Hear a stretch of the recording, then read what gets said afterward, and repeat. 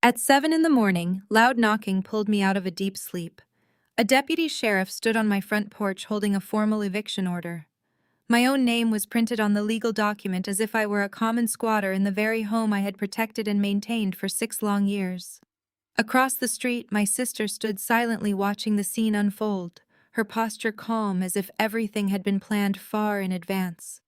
I stayed perfectly composed and asked the deputy who had filed this paperwork. He looked at the top line of the page, and the expression on his face changed completely.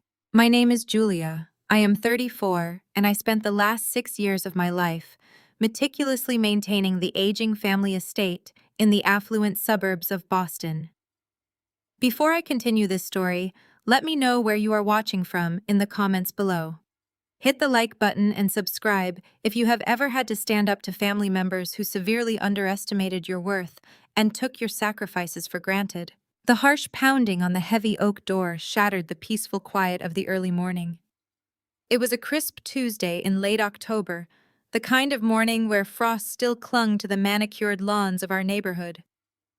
I had been up late the night before finalizing some financial reports for my firm, so the sudden noise was jarring. I threw on a thick wool robe over my pajamas, tied the belt tightly around my waist, and padded down the long hallway. The hardwood floors were freezing against my bare feet.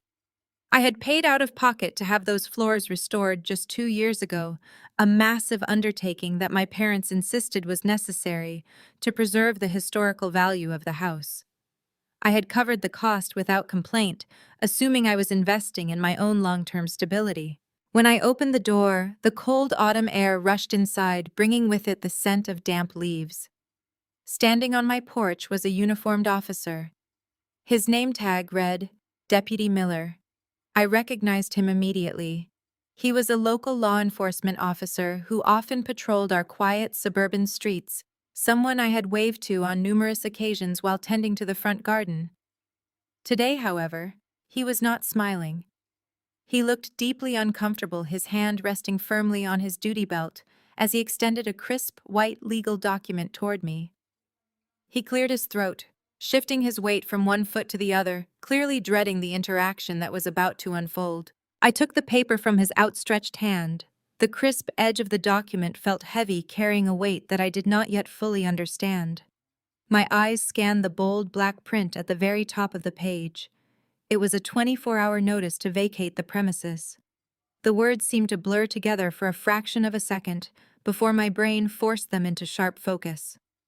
My full name was printed clearly on the defendant line, categorized as an unauthorized tenant holding over on the property.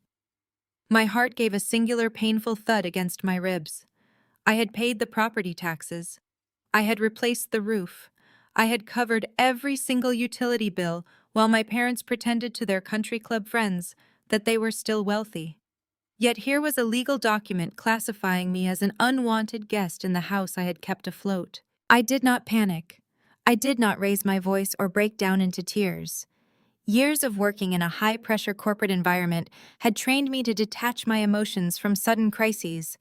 My analytical mind immediately kicked into gear. I looked up from the document, meeting Deputy Miller squarely in the eyes. I asked him a very simple question. I asked him who had filed this order. The deputy hesitated. He broke eye contact, looking down at the wooden planks of the porch. The morning sun was just beginning to crest over the bare trees, casting long shadows across the yard. The silence stretched between us, thick and suffocating. Finally, he pointed a thick finger at a line of text located near the center of the page. He lowered his voice almost as if he were embarrassed to be the one delivering this specific piece of news. He told me to read this petitioner line. My eyes followed his finger and the breath caught in my throat. The petitioner was listed as Amber and Derek Properties, LLC. Amber was my 29-year-old sister. She was the undisputed golden child of our family, the daughter who could do no wrong in the eyes of our parents. Derek was her husband of 2 years, a man who desperately wanted everyone to believe he was a massive real estate tycoon. I stared at the business name, the letters burning themselves into my memory. My own sister had formed a limited liability company, somehow seized control of the family estate right out from under me, and filed an eviction notice while I was sleeping down the hall. The sheer audacity of the betrayal washed over me like a bucket of ice water. Amber had always been spoiled constantly, showered with lavish gifts and unearned praise, but this was a completely different level of cruelty. She had weaponized the legal system to throw me onto the street. I thought about the thousands of dollars I had poured into this property, the countless weekends I had spent repairing the damaged foundation, and the quiet dignity I had maintained while living in the drafty basement so my parents could occupy the master suite. They had allowed this to happen. My parents had to be involved. There was no other way Amber could have gained the legal standing to file such a document. Deputy Miller shifted his stance again, pulling my attention back to the present moment. He was a man who knew the local real estate players very well. His job required him to serve papers across the county, dealing directly with landlords, tenants, and property investors. He knew who Derek was, and more importantly, he knew how Derek operated his business. The deputy leaned in slightly, closing the distance between us, so that his voice would not carry across the quiet neighborhood street. He whispered a piece of advice that sent a profound chill down my spine. He told me that I should pack my belongings very quickly. He explained that Derek had been displaying deeply concerning behavior lately. The holding companies associated with Derek had been acting erratic all week, moving assets and filing aggressive legal motions across multiple jurisdictions. The deputy looked at me with genuine sympathy and warned me that Derek was not a man who played by the established rules of business. He said the situation was highly volatile and that I needed to protect myself before things escalated any further. I sincerely thanked him for his unexpected honesty, clutching the formal eviction notice tightly in my hand as a cold, heavy realization settled over me. I took a deep breath, steadying myself against the rush of adrenaline, knowing that I could not let them see even a single ounce of fear. The dark storm my family had quietly brewed was finally here, but they had absolutely no idea who they were actually dealing with today. Before I could fully process the gravity of the deputy's warning, the crunch of heavy tires on the gravel driveway broke the morning silence. A sleek, brand-new black SUV rolled to a stop a few yards from the porch.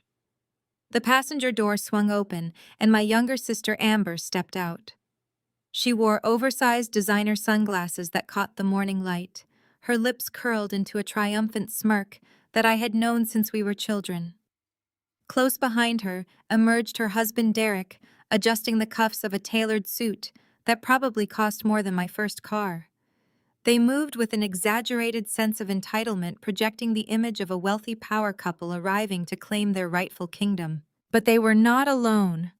The rear doors of the SUV opened and my stomach plummeted as my parents Thomas and Linda stepped onto the driveway. Any lingering hope that this eviction was some sort of terrible clerical error vanished instantly. My parents walked shoulder to shoulder with Amber and Derek, presenting a unified, impenetrable front. For 6 years, I had been the one keeping this property afloat, paying their bills and shielding them from the reality of their own financial ruin. Seeing them arrive as an entourage for my eviction felt like a physical blow. I stood silently on the front porch, the crisp legal document still clutched tightly in my hand, waiting for someone to fully explain this entirely absurd situation. I expected my mother to look ashamed, or at least apologetic. Instead, Linda marched up the front walkway with her chin held high. She did not offer a greeting. She did not ask how I was doing. Her eyes darted nervously toward the neighboring houses before settling on me with cold irritation. She crossed her arms over her chest, letting out a heavy sigh, and told me in a hushed, sharp tone not to make a scene. She warned me that the neighbors were peering through their blinds and refused to let my emotions ruin a joyous family occasion. She spoke to me as if I were a teenager throwing a tantrum rather than a grown woman being thrown out of her home. Linda smoothed her coat and proudly declared that the estate now belonged to Amber. She called it an early inheritance and a wedding gift, claiming it was time for the property to serve a real purpose. Derek stepped forward, then chest puffed out, carrying himself like a visionary real estate tycoon. He did not look at me directly, choosing instead to address the house itself. He waved his hand dismissively at the classic brick facade and the wrap-around porch, explaining that the structure was completely outdated. He announced his master plan to completely demolish the historic home by the end of the month.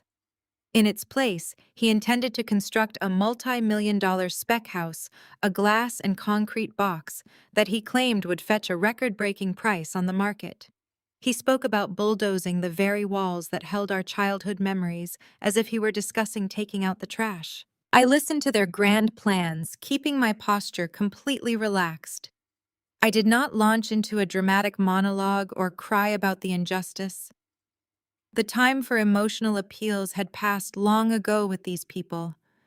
Instead, I calmly gestured to the dark gray shingles above our heads. I reminded them that I had paid $30,000 for that new roof 2 years ago when it started leaking. I pointed out that I had paid the property taxes for the last 6 years, covering the heating bills and maintaining the grounds, while my parents pretended to their country club friends that they were still wealthy. I reminded them that I had moved down into the drafty basement so Thomas and Linda could occupy the master suite and maintain their illusion of wealth. My father scoffed loudly, waving a hand to brush away my words. Thomas stepped up beside Derek, clapping the younger man on the shoulder with clear admiration. He looked at me with deep disappointment, completely dismissing my 6 years of relentless financial support. He told me that everything I had paid was simply rent for living under their roof. He claimed I was acting entitled for a basic basement tenant.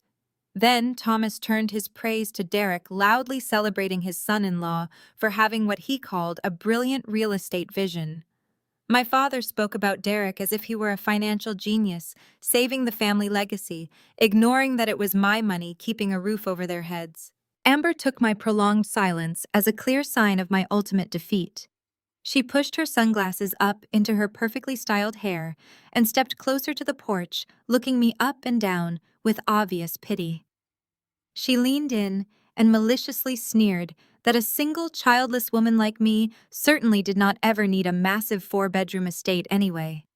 Amber insisted that I was just being selfish and hoarding space that could be used to elevate her and Derek into a new social bracket. She told me to go find a nice, quiet 1-bedroom apartment downtown where I could focus on my little bookkeeping job without getting in the way of real business moves. I felt Deputy Miller shifting uncomfortably behind me on the porch, clearly appalled by the display but legally bound to enforce the document in my hand. He asked quietly if I needed assistance gathering my immediate necessities. I shook my head, my eyes never leaving my sister. Amber turned her greedy gaze toward the large bay windows of the living room. Her eyes lit up as she mentioned my furniture. Over the years, I had painstakingly curated a collection of rare vintage and antique furniture restoring pieces that were worth tens of thousands of dollars.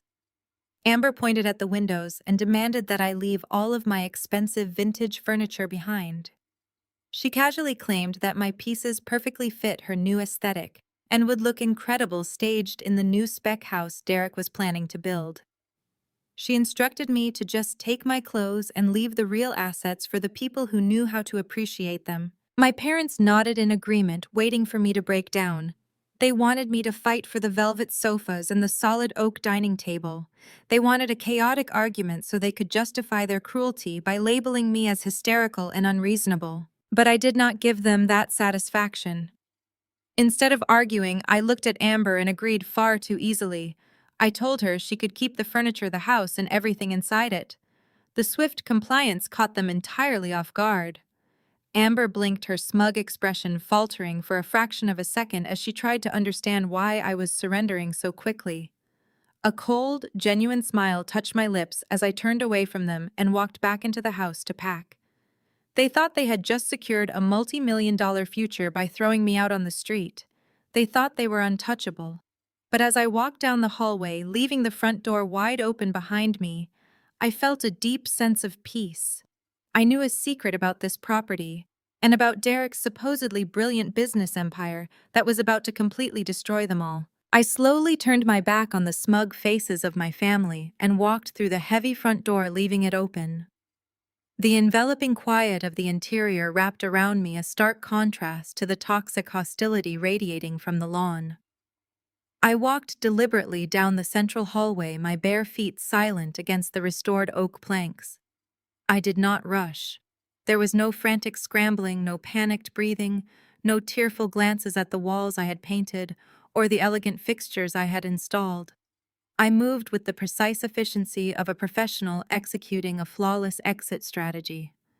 I went straight to the master bedroom suite I had vacated for them and walked into the adjacent walk-in closet. I pulled a single nondescript black suitcase from the top shelf. I unzipped the luggage and began neatly folding a few essential items of clothing. I packed exactly 3 tailored business suits, a handful of casual wear pieces, and a few pairs of practical shoes.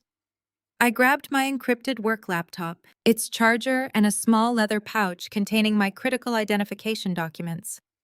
That was absolutely it. I zipped the suitcase shut with a sharp, decisive motion. The packing process took less than 10 minutes. I walked back through the main living spaces, pausing only to take a brief mental inventory. The massive mahogany dining table sat gleaming under the morning light. The matching velvet sofas I had sourced from an estate sale in Paris rested perfectly on the imported Persian rug. The stainless steel appliances in the kitchen hummed quietly. Amber wanted my expensive vintage furniture because she thought it fit her brand new aesthetic. I was going to give her exactly what she wanted, down to the very last throw pillow. I knew leaving these incredibly valuable items behind would solidify their absolute certainty that they had broken my spirit. They desperately needed to believe I was running away in a blind panic, too terrified to claim what was rightfully mine. I grabbed my coat from the entryway hook and walked toward the front door. Through the glass panes, I saw my family gathered on the lawn. They moved closer to the porch, huddling in a conspiratorial circle. My mother, Linda, was leaning in close to Derek, whispering something while gesturing dismissively toward the open door. I could read the arrogant posture of my father. Thomas had his hands planted on his hips, his chest puffed out with unearned pride, nodding along to whatever speech Derek was making about the property. They were basking in their perceived victory. I knew exactly what they were saying. I had spent my life listening to them underestimate my intelligence and dismiss my capabilities. They stood in the autumn air, congratulating each other on how easily I folded under the pressure of a deputy. They confirmed their belief that I was inherently weak, a subservient daughter, lacking the backbone to fight for her home. To them, my silence was not a tactical maneuver. It was the ultimate surrender. They thought my compliance meant I was terrified of Derek's imaginary corporate power. I watched Amber laugh, tossing her head back as Derek pointed toward the roofline, tracing the path where the wrecking ball would strike. They were so blinded by their greed and need for social status that they failed to notice the gaping logical holes in the situation. They never asked themselves why a woman who managed the estate's finances for 6 years would pack a single bag and walk away without demanding compensation. I stepped out onto the wide porch, the wheels of my suitcase clicking softly against the floorboards. The morning air had warmed slightly, but the atmosphere on the lawn remained freezing. Deputy Miller was standing near the wooden steps, his eyes darting between me and the family celebrating on the grass. When he saw my luggage, his brow furrowed in confusion. He expected me to be hauling boxes of family heirlooms or attempting to negotiate for more time. I walked down the porch steps, my gaze fixed ahead on the driveway. I ignored my parents. I did not look at my sister. I did not spare a glance for Derek. I treated them as if they were invisible fixtures on the landscape. They stopped laughing as I approached, their eyes tracking my movement, waiting for the emotional breakdown they were so desperate to witness. I stopped in front of the deputy and reached into the pocket of my coat. I pulled out the brass key to the front door, the secondary key to the deadbolt, and the key that opened the side gate. I held them out to him. Deputy Miller looked down at the keys, then looked back up at me, hesitating for a fraction of a second before holding out his hand. I dropped the keys into his open palm. The metal jingled softly, a final sound in the quiet morning air. I gave him a polite nod, silently thanking him for his time. I walked past him, moving effortlessly past my stunned family, who stared at me in bewildered silence. I walked to my car, parked at the end of the driveway. It was a beat-up, unassuming gray sedan, exactly 10 years old, with a slight dent in the rear bumper. It was exactly the car they expected a struggling bookkeeper to drive. I opened the trunk, tossed my suitcase inside, and slammed it shut with a satisfying thud. I climbed into the driver's seat, the fabric freezing against my back. I slid the key into the ignition and the engine sputtered to life, a quiet, unremarkable sound. I shifted the car into reverse and smoothly backed out of the driveway, merging onto the tree-lined suburban street. I drove at a normal, steady pace, the absolute epitome of calm control. As I glided down the street, I glanced into my rearview mirror. I could see the four of them standing together at the end of the driveway, watching my old sedan slowly disappear from view. Amber was already turning back toward the house, eagerly pulling a shiny set of keys from her expensive designer bag, vibrating with excitement to claim her stolen prize. Derek was enthusiastically clapping my father on the shoulder, pointing up at the second-story windows. They were officially crossing the threshold. They were taking physical possession of the property, entirely convinced that they had just executed the perfect real estate coup. The exact moment the house vanished from my line of sight, the digital display on my dashboard lit up. The quiet hum of the engine was immediately interrupted by the sharp, persistent ringing of my phone, coming directly through the Bluetooth speaker. The caller ID displayed a private encrypted number. I pressed the button on my steering wheel to accept the call.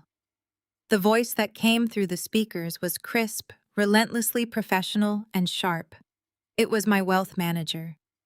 He had been actively monitoring the county property registry and local municipal filings since before the sun came up. "Julia, the trap is set," he said, his tone completely devoid of any casual pleasantries, cutting straight to the absolute core of the matter. "They just assumed full control of the property. Should I initiate the audit now?" I watched my family celebrating in the rearview mirror. I smiled and replied, "No. Let them sign the demolition permits first. I want them in as deep as possible." I ended the call and tossed my phone onto the passenger seat of the aging sedan. The Bluetooth speaker chimed softly, disconnecting me from my wealth manager, but the profound sense of control remained firmly anchored in my chest. I merged onto the interstate, leaving the manicured, decaying illusions of the suburbs behind me. The heavy traffic of the morning commute had already thinned out, allowing me to press the accelerator and glide toward the towering steel and glass silhouette of downtown Boston. For 6 years, this daily drive had been my psychological transition. I played the role of the dutiful, struggling daughter, living in a drafty basement so perfectly that even my own parents never thought to question the narrative.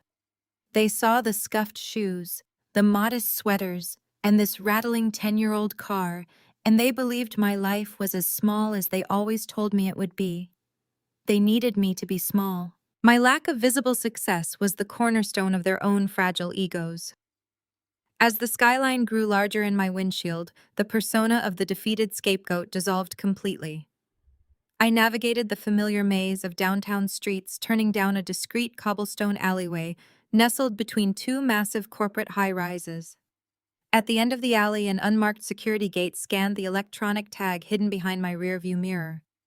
The heavy iron gate swung open smoothly, granting me access to the private underground parking garage of one of the most exclusive residential buildings in the entire city. The cavernous underground garage was pristine, brightly lit, and filled with luxury vehicles.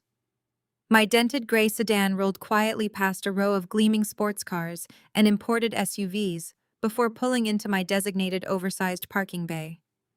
The sedan was nothing more than a carefully chosen prop, a necessary piece of camouflage designed to keep my financially toxic parents from ever discovering the truth about my life. I stepped out of the car, the cool, climate-controlled air of the garage, a welcome relief. I grabbed my single black suitcase from the trunk and walked toward the private elevator bank reserved exclusively for the penthouse residents. A biometric scanner read my fingerprint, and the brushed steel doors parted immediately.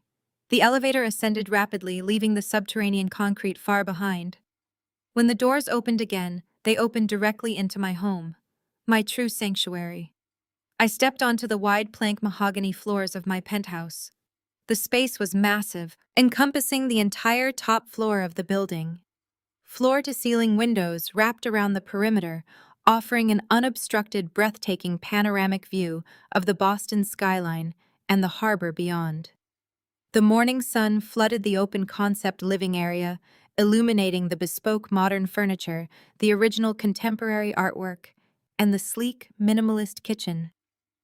This was the reality I had built entirely on my own, hidden carefully away from the grasping, entitled hands of my family. I did not work as a low-level bookkeeper struggling to make ends meet, as my father so often mocked.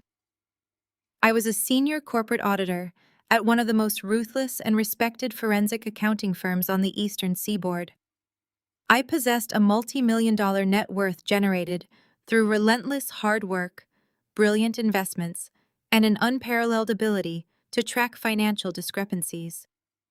My parents were obsessed with the illusion of wealth, completely willing to bleed anyone dry to maintain their country club status.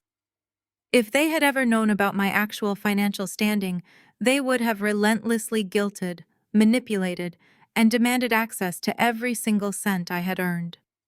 They would have drained my accounts to fund their empty lifestyles, feeling completely justified in doing so. Keeping my wealth a total secret was the only way I could protect myself from their endless financial toxicity. I left my suitcase by the front entryway and walked straight toward the eastern wing of the penthouse, where I maintained my private home office. This room was the nerve center of my professional life, far removed from the vintage aesthetics Amber had just claimed for herself. The office was stripped of unnecessary distractions, featuring a massive standing desk equipped with an array of high-definition monitors. I set my work laptop on the desk and connected it to the encrypted docking station. As the screens hummed to life, casting a cool blue glow across the room, I walked over to the kitchen to pour myself a glass of sparkling water. My mind was already racing ahead, dissecting the few pieces of information I had gathered from the eviction notice. Amber and Derek Properties, LLC. The very name of the company reeked of my brother-in-law's inflated ego. Derek was a man who practically vibrated with the desperate need to be perceived as a powerful real estate mogul. He wore the right suits, drove the right cars, and spoke in aggressive corporate buzzwords that easily impressed my financially illiterate parents. But working in the trenches of forensic accounting for years had taught me one undeniable absolute truth. The loudest people in the room were almost always hiding the deepest financial sinkholes.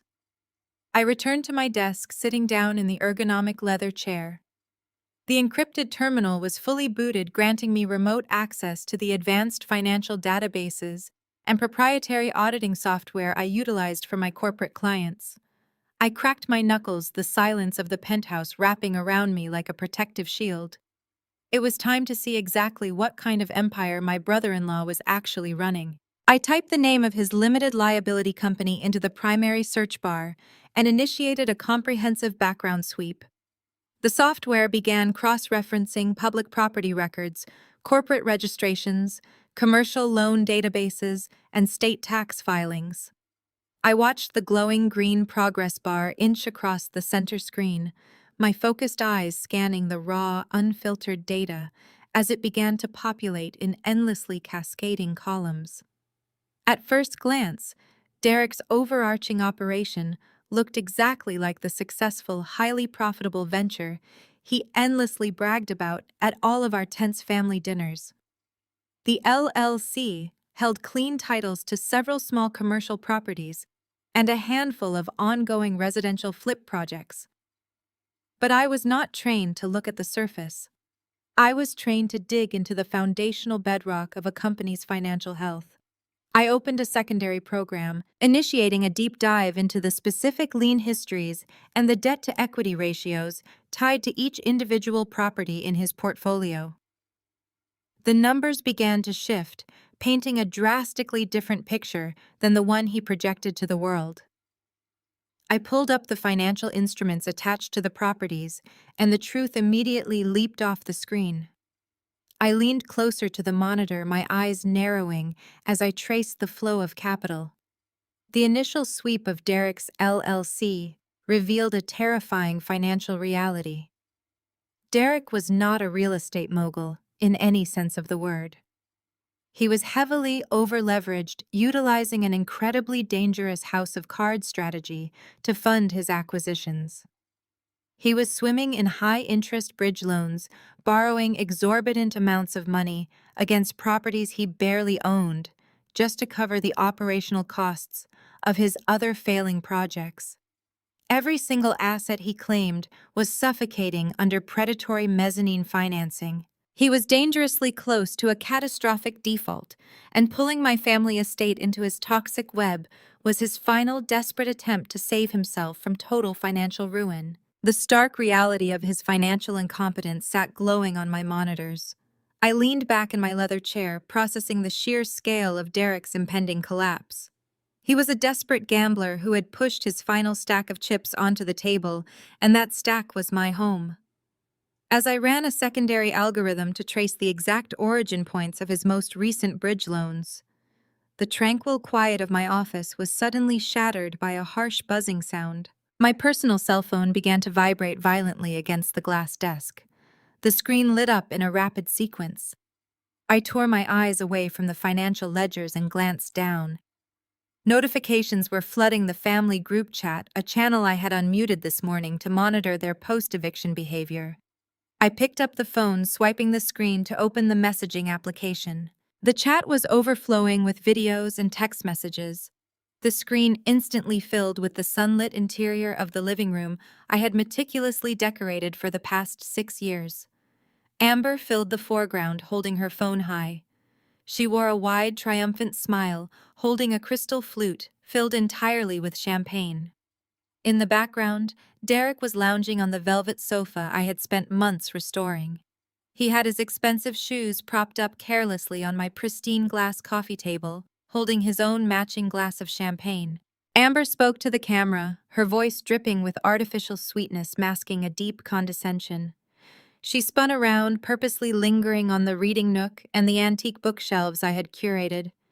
She laughed loudly, a grating sound that echoed off the hardwood floors. She announced to the chat that they were finally clearing out the depressing spinster vibes from the property. Derek chimed in, raising his glass in a mock toast, adding that it was a shame I lacked the vision to see what the property could truly become. I watched the video play through a second time, feeling an icy calm settle deep into my bones. There was a time when a video like that would have sent me into a spiral of defensive anger. I would have drafted a dozen furious responses demanding basic respect. But today, sitting in a penthouse they could not even afford to visit, surrounded by irrefutable proof of their impending doom, their mockery felt incredibly hollow.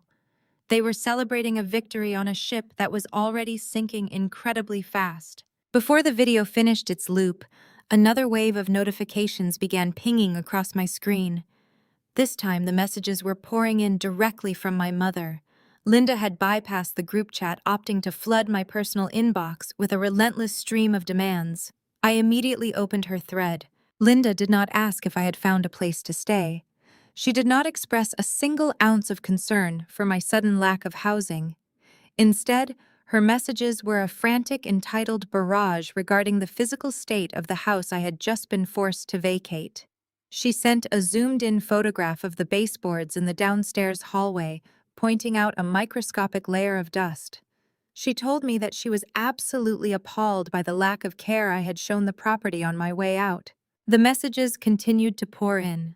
Linda demanded that I turn my car completely around, immediately drive back to the suburban estate, and spend the afternoon thoroughly scrubbing the floors and wiping down the baseboards. She insisted that it was deeply embarrassing for Derek and Amber to have to walk through a dusty house while they were trying to plan out the dimensions of their new luxury build. The sheer entitlement of her demand hung in the air.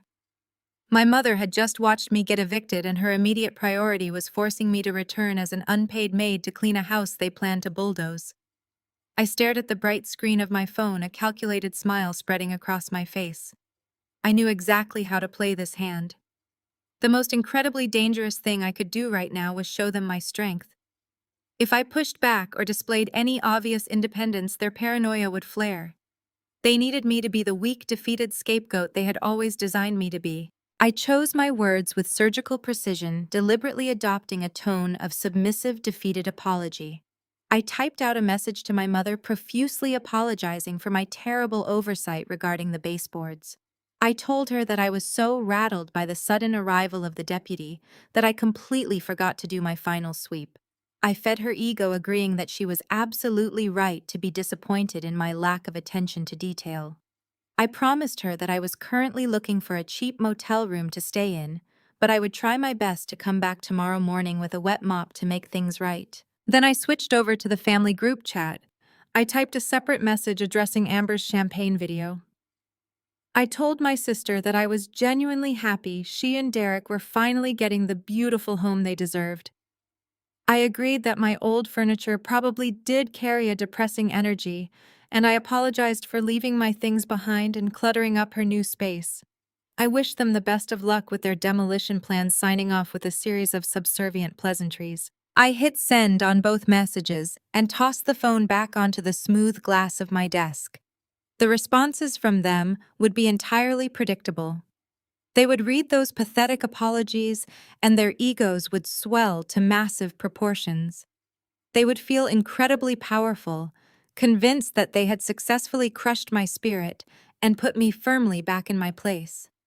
They would let their guard down, completely blind to the fact that I was actively watching their financial world burn to the ground. I turned my attention back to the glowing monitors of my workstation, ready to dig deeper into the fraudulent collateral Derek was using to secure his massive bridge loans. I needed to map out every single connection before I made my next move. I reached for my glass of sparkling water, taking a slow sip as I adjusted my posture. Suddenly, the screen on my secondary monitor flashed bright red. A high-priority automated fraud alert popped up, overriding the auditing software I was running. The alert was tied to my deep sweep of Derek's financial activities, triggering a specific alarm on a closed network. I set my glass down quickly, leaning forward to read the urgent notification. The details of the transaction crystallized on the screen, and my heart gave a sharp, hard thump against my ribs. Derek had just attempted to authorize a massive $15,000 charge for a catering service. The sheer size of the charge was concerning on its own, given his severe lack of liquid capital, but it was the account he was attempting to use that made the breath catch in my throat. He was not using his business account. He was not using his personal funds. He had just tried to run the catering charge on an old family credit card. It was a specific line of credit that my parents had sworn to me repeatedly and on paper had been closed and destroyed nearly a decade ago. The audacity of the lie settled over me like a heavy, suffocating blanket. For years, I had meticulously managed my parents' precarious finances, restructuring their mounting debt, and quietly paying off their various obligations just to save them from complete bankruptcy. This specific credit card had been a major point of contention between us. It was a joint account carrying a massive balance that I had personally paid off and explicitly instructed my father to close permanently. Thomas had looked me directly in the eye, handed me the cut-up plastic pieces of a card, and confidently assured me the account was officially terminated. Now, staring at the active authorization request glowing on my screen, I realized the plastic he handed me was likely a deliberate decoy. He had kept the account alive, hidden it entirely from my oversight, and handed the active numbers over to his new favorite son-in-law. Derek was trying to finance his extravagant demolition celebration using my parents' credit, essentially forcing them to foot the bill for their own manipulated grandeur. But Derek had made a fatal error in judgment. By carelessly triggering a high-risk fraud alert on a monitored financial instrument, he inadvertently handed me the exact digital thread I needed to unravel his entire existence. The automated authorization ping carried a wealth of hidden metadata. I captured the merchant identification number, the banking routing sequence, and the precise digital footprint of the device, requesting the extravagant charge. My fingers moved rapidly across the illuminated keyboard, completely abandoning the superficial public records I had been scanning earlier in the morning. I deployed a specialized tracing algorithm specifically designed to follow anomalous transaction pathways through secure banking networks. I fed Derek's digital footprint into the system and watched as the advanced software bypassed his superficial corporate firewalls with absolute ease. He was arrogant enough to link his personal devices and primary business accounts to this single, unsecured transaction gateway. The terminal processed the raw data, pulling back the curtain on the actual mechanics of Derek's supposedly brilliant real estate empire. The deeper I dug into the fragmented accounts, the more his carefully constructed illusion shattered into pieces. Derek was not just a failing businessman relying on bad loans to stay afloat. He was actively and deliberately embezzling capital from his primary private investors. The financial architecture he had constructed was a classic desperate shell game designed to deceive everyone around him. I watched the flow of money moving in real time across my monitors. He would secure substantial funding for a legitimate commercial project, but instead of routing that capital to licensed contractors or purchasing structural materials, he was siphoning massive percentages directly into a hidden web of offshore accounts. From there, the money was washed and filtered back into his personal checking accounts under the guise of exorbitant management fees and entirely fabricated consulting retainers. I pulled up the transaction history for these personal accounts, and the reality of my sister's new luxurious aesthetic became undeniably clear. Amber's entire existence was funded entirely by stolen money. I scrolled through pages of high-end designer boutiques, luxury car lease payments, and five-star resort bookings. The expensive champagne they were currently drinking in my former living room, the tailored suits Derek wore to impress my gullible father, the oversized designer sunglasses Amber hid behind every single piece of their wealthy facade, was purchased with diverted investor capital.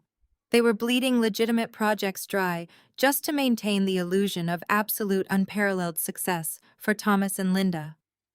My parents were so desperate to be adjacent to wealth that they blindly worshipped a man who was essentially a glorified con artist playing a dangerous game. Derek was constantly robbing Peter to pay Paul, frantically scrambling to secure new funding just to cover the massive interest payments on his previous misappropriated loans. It was a vicious, unsustainable cycle, and it was rapidly accelerating toward a terrifying cliff. I needed to find the foundational pillar keeping his crumbling operation upright. A fraudulent scheme of this immense magnitude required a massive influx of continuous institutional cash to survive. A standard localized commercial bank would have flagged his highly erratic, deeply suspicious transaction history and immediately frozen all of his operational assets many months ago. I carefully adjusted the advanced search parameters on my encrypted terminal, filtering the endless data to isolate his largest, most critical line of corporate credit. The system methodically churned through thousands of encrypted financial documents and tax records before locking onto a heavily shielded master loan agreement. Derek had recently secured a truly staggering multi-million-dollar commercial funding package. I slowly opened the digital loan file, my eyes carefully scanning the attached collateral and the corresponding property appraisals. The sheer, unapologetic audacity of his fabricated documentation was genuinely breathtaking to witness. Derek had submitted comprehensive financial portfolios filled with blatantly fraudulent collateral. He had wildly inflated the projected post-renovation values of his properties, utilizing falsified architectural renderings and completely fabricated tenant lease agreements to deceive the underwriters. He had manipulated the local market comps, presenting a fictional reality where his crumbling strip malls and half-finished residential flips were perfectly positioned as premier high-yield luxury assets. It was a textbook case of corporate mortgage fraud executed with a level of sloppy arrogance that indicated he truly believed he was entirely untouchable. He had leveraged everything he owned and everything he pretended to own against this single massive institutional loan. If this specific line of credit was ever called in early, or if the lender initiated a standard collateral audit, Derek's entire financial universe would instantly evaporate, dragging my parents and my cherished childhood home down into the absolute center of the blast radius. I traced the origin of the funding package, diligently following the digital signatures back to the issuing institution. The specific name of the primary lender slowly materialized at the very top of the massive master loan agreement in bold, completely unyielding black letters. Apex Capital.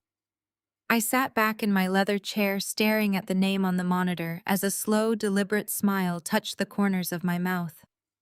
A deep, resonant sense of absolute certainty washed over me completely, replacing the lingering irritation of my mother's demanding text messages.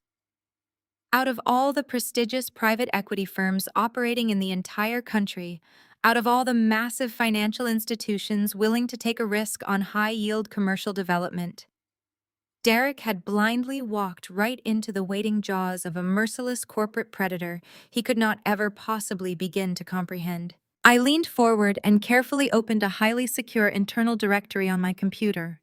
I typed in the credentials for Apex Capital and bypassed their public-facing corporate facade, diving straight into their executive management infrastructure.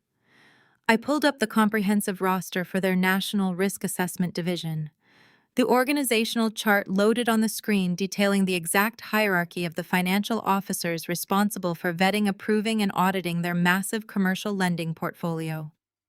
I stared at the highly sensitive document, my smile widening into a cold, predatory smirk. Apex Capital was not just another random private equity firm caught in Derek's web of lies. They were the most aggressive, uncompromising financial institution on my firm's entire roster. Apex Capital was my absolute largest corporate client, and I was the lead external auditor personally responsible for tearing apart and managing their entire high-risk commercial portfolio. The sun cast a golden light across the floors of my penthouse. I had not slept yet. I felt energized. The adrenaline in my veins was more potent than caffeine. The revelation that Derek staked his fraudulent empire on a massive loan from my primary client, Apex Capital, was a strategic gift. I spent the dawn downloading and encrypting every piece of his falsified collateral into a secure offline server. I was building an impenetrable fortress of evidence, ensuring there would be no avenue of escape. At 8, the ringtone of my personal cell phone broke the silence. I saw my father's name flashing on screen. Barely 24 hours had passed since he proudly watched me walk out of my childhood home with a single suitcase. I pressed the answer button deliberately, softening my voice, allowing a slight tremor to enter my tone, to sound appropriately tired, anxious, and defeated. Thomas did not offer a greeting. He did not bother to ask if I had found a safe place to sleep or how I was managing the sudden upheaval of my life. He bypassed any pretense of paternal concern and immediately launched into a booming authoritative demand. He demanded I wire $5,000 directly into his personal checking account by noon. He explained with a tone of immense irritation that the demolition crew Derek hired required a massive commercial dumpster to be delivered to the estate today. The rental company was refusing to drop the equipment off without an immediate cash deposit. Thomas sighed heavily into the receiver, complaining that Derek was tying up all his liquid capital in high-yield investments, so it was my responsibility to step up and handle this minor logistical expense for the family. I kept my voice quiet and shaky, playing the role of the panicked scapegoat they expected me to be. I told him that $5,000 was a massive amount of money for me to produce on short notice. I stammered, explaining that having to suddenly pay for a cheap motel room and buy basic necessities had completely drained my meager savings. I let out a carefully manufactured sigh of distress, begging him to understand my financial panic. Thomas scoffed loudly. He told me to stop being dramatic and simply put the charge on a credit card like a normal adult. He reminded me with staggering audacity that I had lived under his roof completely rent-free for 6 years, entirely dismissing the thousands of dollars I had poured into maintaining the property. He insisted that covering the cost of a simple dumpster rental was the absolute least I could do to show my gratitude for his endless generosity. I let a few seconds of heavy silence pass, allowing his irritation to peak before I carefully pivoted the conversation. I told him I would try hard to figure out a way to get the money, but I expressed genuine manufactured confusion about the demolition timeline. I asked him how Derek was legally allowed to tear down the historic house so incredibly fast. I kept my tone totally subservient and naive, gently reminding my father about the massive defaulted mortgage that had nearly bankrupted them 6 years ago. I asked him how they had managed to bypass the original bank lien to secure the necessary municipal permits for a total teardown. The bait was perfectly set, and Thomas swallowed it whole.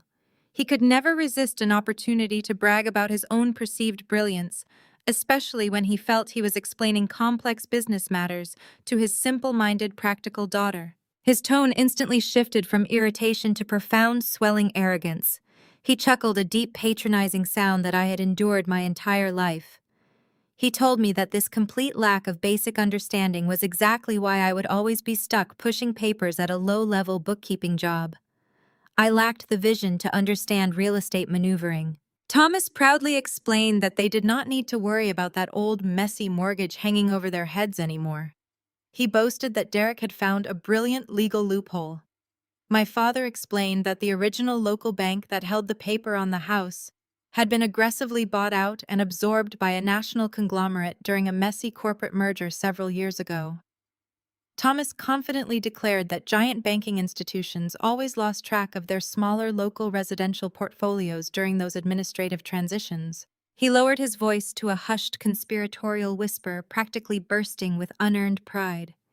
He told me that since the original bank was technically dissolved, the old lien was essentially an orphaned document floating aimlessly in the wind. To clear the path for Derek's brand new luxury build, Thomas and Linda had simply drawn up a standard quitclaim deed. They officially signed the property directly over to Amber and Derek Properties, LLC, yesterday afternoon, effectively washing the title clean in a single legally binding move. He laughed again, celebrating Derek for knowing exactly how to exploit the incompetence of the banking system. I listened to his incredibly smug confession, my blood running completely cold. I kept my voice perfectly steady, offering quiet congratulations on such a clever strategy. I promised him I would do my absolute best to scrape together the $5,000 for the dumpster rental by noon, and quickly ended the call. The exact moment the line went dead, the manufactured panic vanished from my face, replaced by a hardened, calculating focus. I dropped the phone onto my desk and immediately turned back to my encrypted terminal. A quitclaim deed only transfers the ownership interest that the specific grantor actually possesses at the time of signing. If Thomas and Linda did not legally own the house free and clear, drawing up a new deed to transfer it to a corporate entity was not a clever legal loophole. It was a massive, dangerous fraud. I accessed the county property registry database, completely bypassing the slow public portal and logging directly into the secure municipal backend used by forensic auditors. I typed in the address of my childhood home and pulled up the complete, unredacted historical chain of title. I scrolled rapidly past the brand new shiny quitclaim deed that Derek had arrogantly filed just yesterday afternoon. I dug deep back through the years, desperately searching for the exact moment the original local bank had been absorbed during the corporate merger. The dense legal document loaded onto my primary screen, and I stared at the text, the terrifying reality of their situation fully crystallizing in front of me. Thomas had arrogantly assumed the original bank lost the paperwork. He assumed the debt had simply evaporated into the corporate ether. But major financial institutions do not simply forget about multi-million-dollar residential assets. The official property records showed that the original mortgage had not been lost or forgotten. 7 years ago, when my parents first defaulted on their massive loans and begged me to move into the damp basement to help them stay afloat, the absorbing conglomerate had quietly bundled their toxic debt and sold it off. The house had been officially seized and legally transferred to a massive federal holding company. My parents had not owned that property for nearly a decade. They had been living in a house owned entirely by a federal entity, and they had just knowingly forged a legal deed to transfer a federally held asset into a private commercial LLC. The absolute stupidity of their actions was difficult to process. I spent the afternoon compiling every single piece of evidence into a massive, undeniable dossier. I pulled the federal seizure records, the forged quitclaim deed bearing my parents' signatures, the wildly inflated property appraisals Derek had submitted, and the exhaustive trace logs of his concealed embezzled funds. I cross-referenced every fraudulent document against the loan agreements he had signed with Apex Capital. I encrypted the comprehensive file and transferred it to a secure drive. There was absolutely no room for emotion or hesitation now. I was no longer the discarded daughter. I was the lead external auditor for a private equity firm, and I had a strict fiduciary duty to protect my corporate client. The following morning, I dressed with deliberate, calculated precision. I selected a sharply tailored charcoal designer suit, a crisp white silk blouse, and the expensive leather heels I reserved specifically for high-stakes executive meetings. I pulled my hair back into a severe, sleek twist and applied minimal makeup. I needed to look like a relentless corporate predator, entirely devoid of any personal connection to the bloodbath I was about to initiate. I grabbed my leather briefcase containing the encrypted drive and took an executive car service straight to the towering glass skyscraper that housed Apex Capital. The atmosphere inside the headquarters hummed with the usual high-frequency energy of immense wealth and power. I rode the private elevator up to the main executive suite. My pulse remained steady and perfectly calm. The receptionist recognized me immediately and ushered me directly into the primary glass-walled boardroom. The room was expansive, dominated by a massive mahogany conference table and panoramic views of the city skyline. 3 senior directors were already seated waiting for my emergency risk assessment briefing. Marcus Vance, the managing director of risk management, sat at the head of the table. He was a ruthless, brilliant financial strategist who did not tolerate incompetence or unnecessary exposure. Beside him sat the chief legal counsel and the head of commercial lending. I greeted them with professional detachment, offering no small talk. I moved straight to the front of the room and inserted my encrypted drive into the central presentation console. I brought the presentation up on the massive digital display screen covering the far wall. I dimmed the lights slightly and began my briefing with cold, clinical precision. I did not mention Derek as my brother-in-law, nor did I mention Thomas and Linda as my parents. I referred to them strictly by their legal entity names and individual corporate designations. I told the directors that during a routine deep sweep of our commercial lending portfolio, I had identified a catastrophic series of anomalies surrounding a recent $2.5 million funding package allocated to Amber and Derek Properties, LLC. Marcus frowned heavily, pulling up the corresponding file on his tablet. He noted that the loan had been approved just last month. He stated the approval was based on exceptional collateral and projected renovation returns. I nodded, advancing to the first slide of my presentation. I explained that the projected returns were completely fabricated because the underlying business model was a classic embezzlement scheme. I brought up the complex flowcharts I had mapped out the previous day. I walked the senior directors through the exact mechanics of the massive fraud.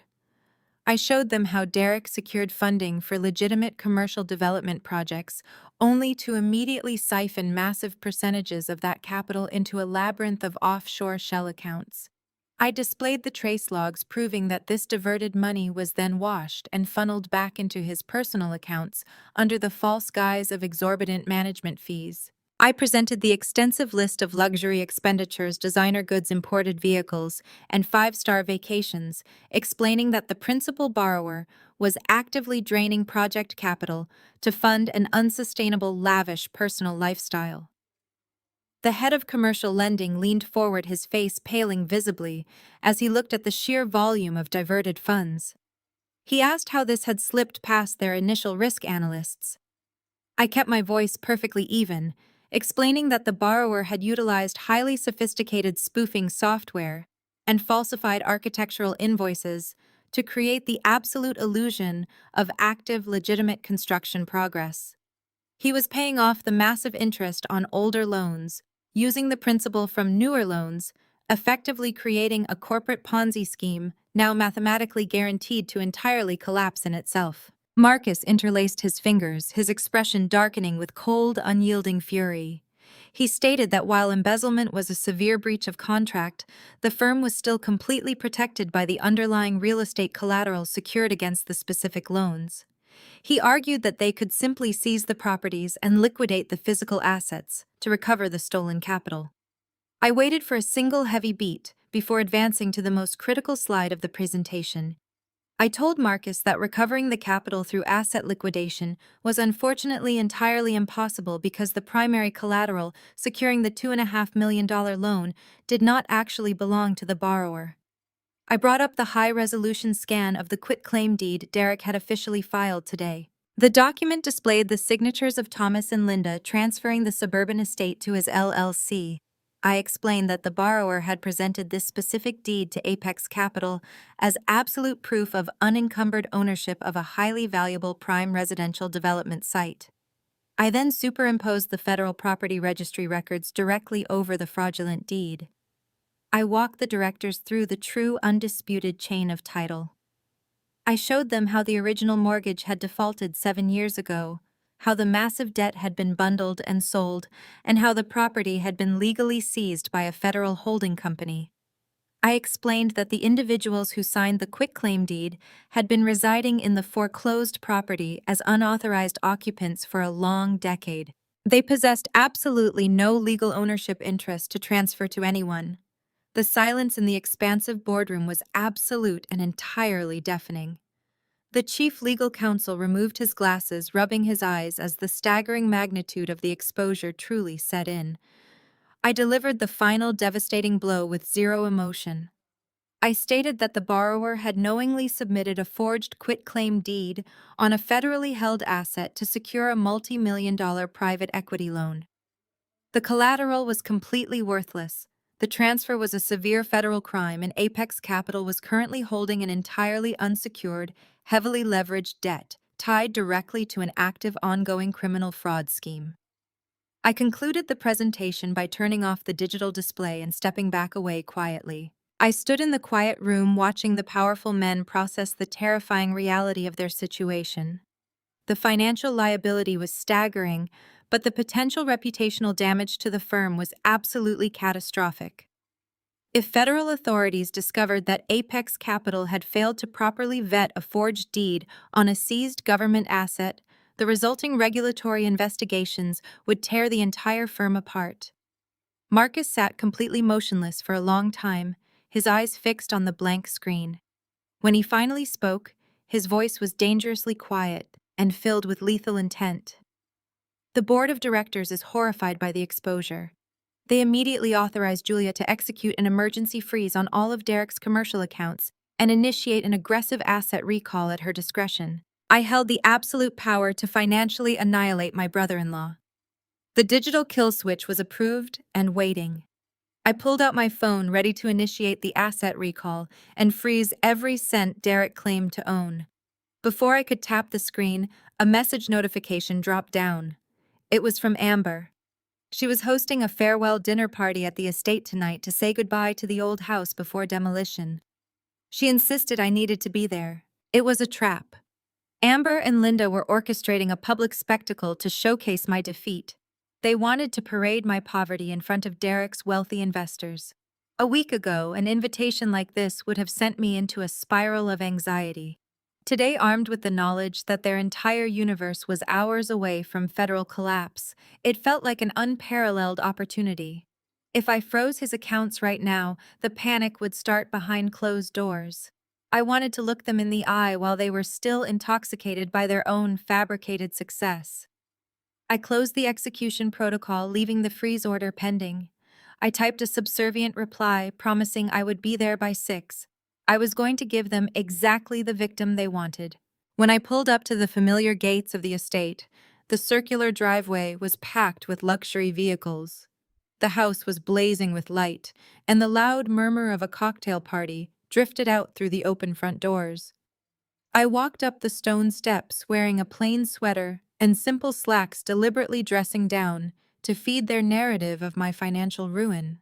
I stepped into the grand foyer, instantly assaulted by the overwhelming scent of floral arrangements and catered food. Linda materialized from the dining room immediately, She did not offer a greeting or ask how I was managing my motel stay. Her eyes raked over my modest outfit with a look of unshielded distaste.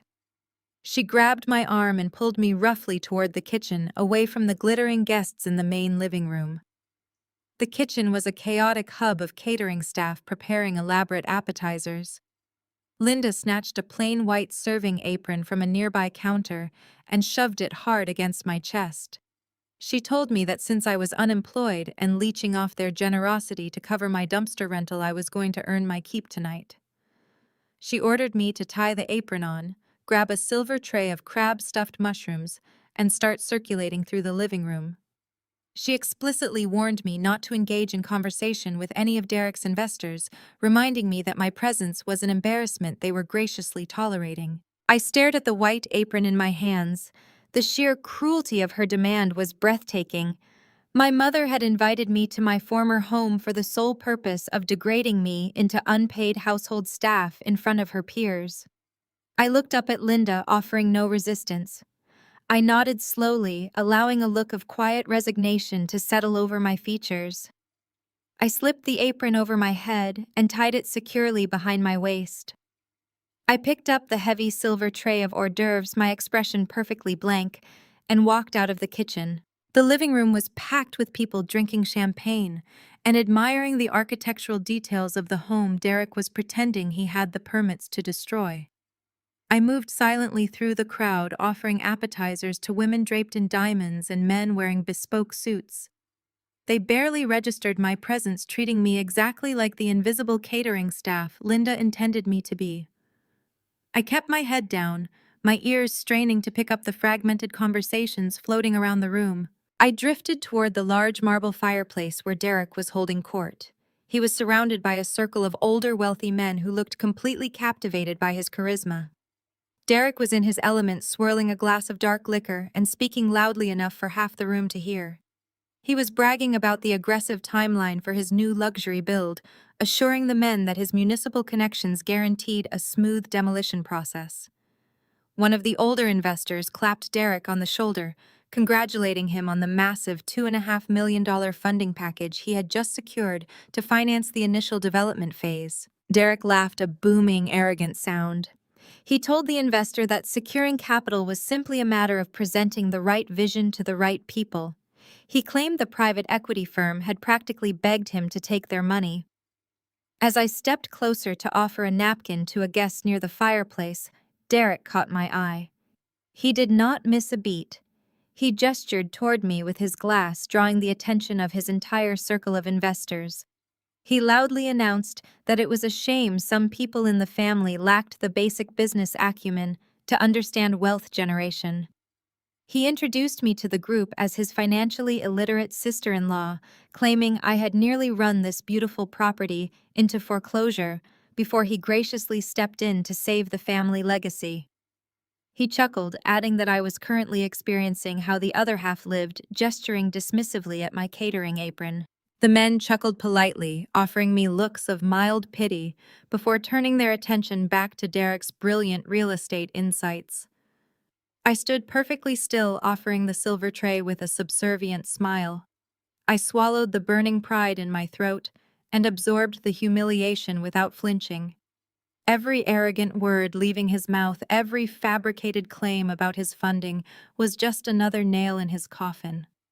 He was standing in a house he did not own, bragging about stolen money from a loan secured by federal fraud, and using the moment to publicly degrade the exact person holding the detonator to his life. I backed away from this group and retreated toward the hallway.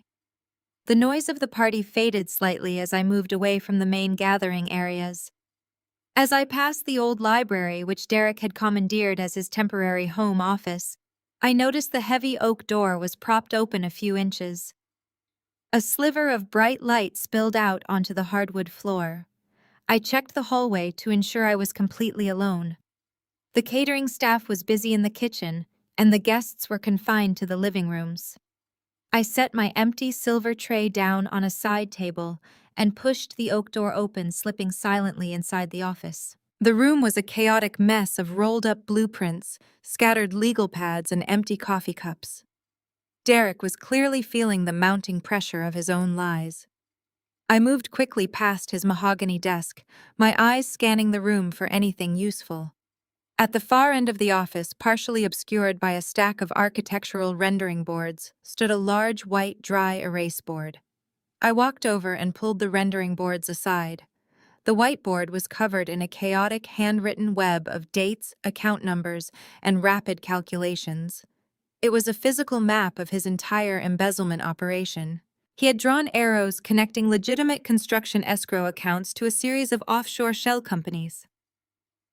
Next to the shell companies, he had listed exact percentage breakdowns of how the stolen $2.5 million was going to be distributed to cover his personal debts and fund his upcoming luxury purchases.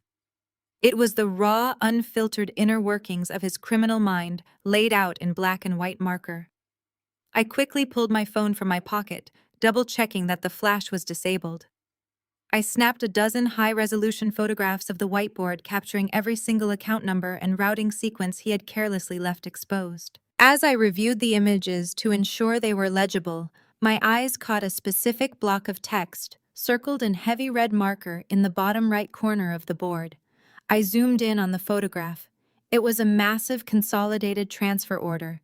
Derek had scheduled the final defining wire transfer to move the absolute bulk of the Apex Capital loan out of the country and into an untouchable offshore trust. Once that money left domestic jurisdiction, recovering it would be a logistical nightmare for my firm. I read the handwritten note beside the final routing number, and the cold reality of his timeline hit me.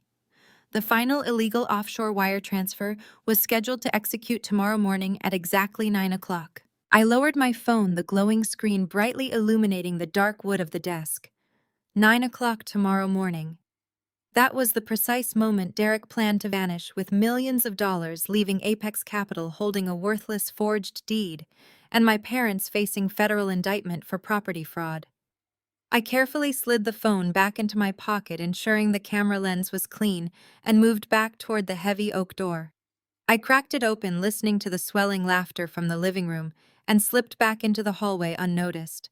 I retrieved the silver tray from the side table and spent the next hour silently circulating through the crowd, offering appetizers with a vacant, subservient smile.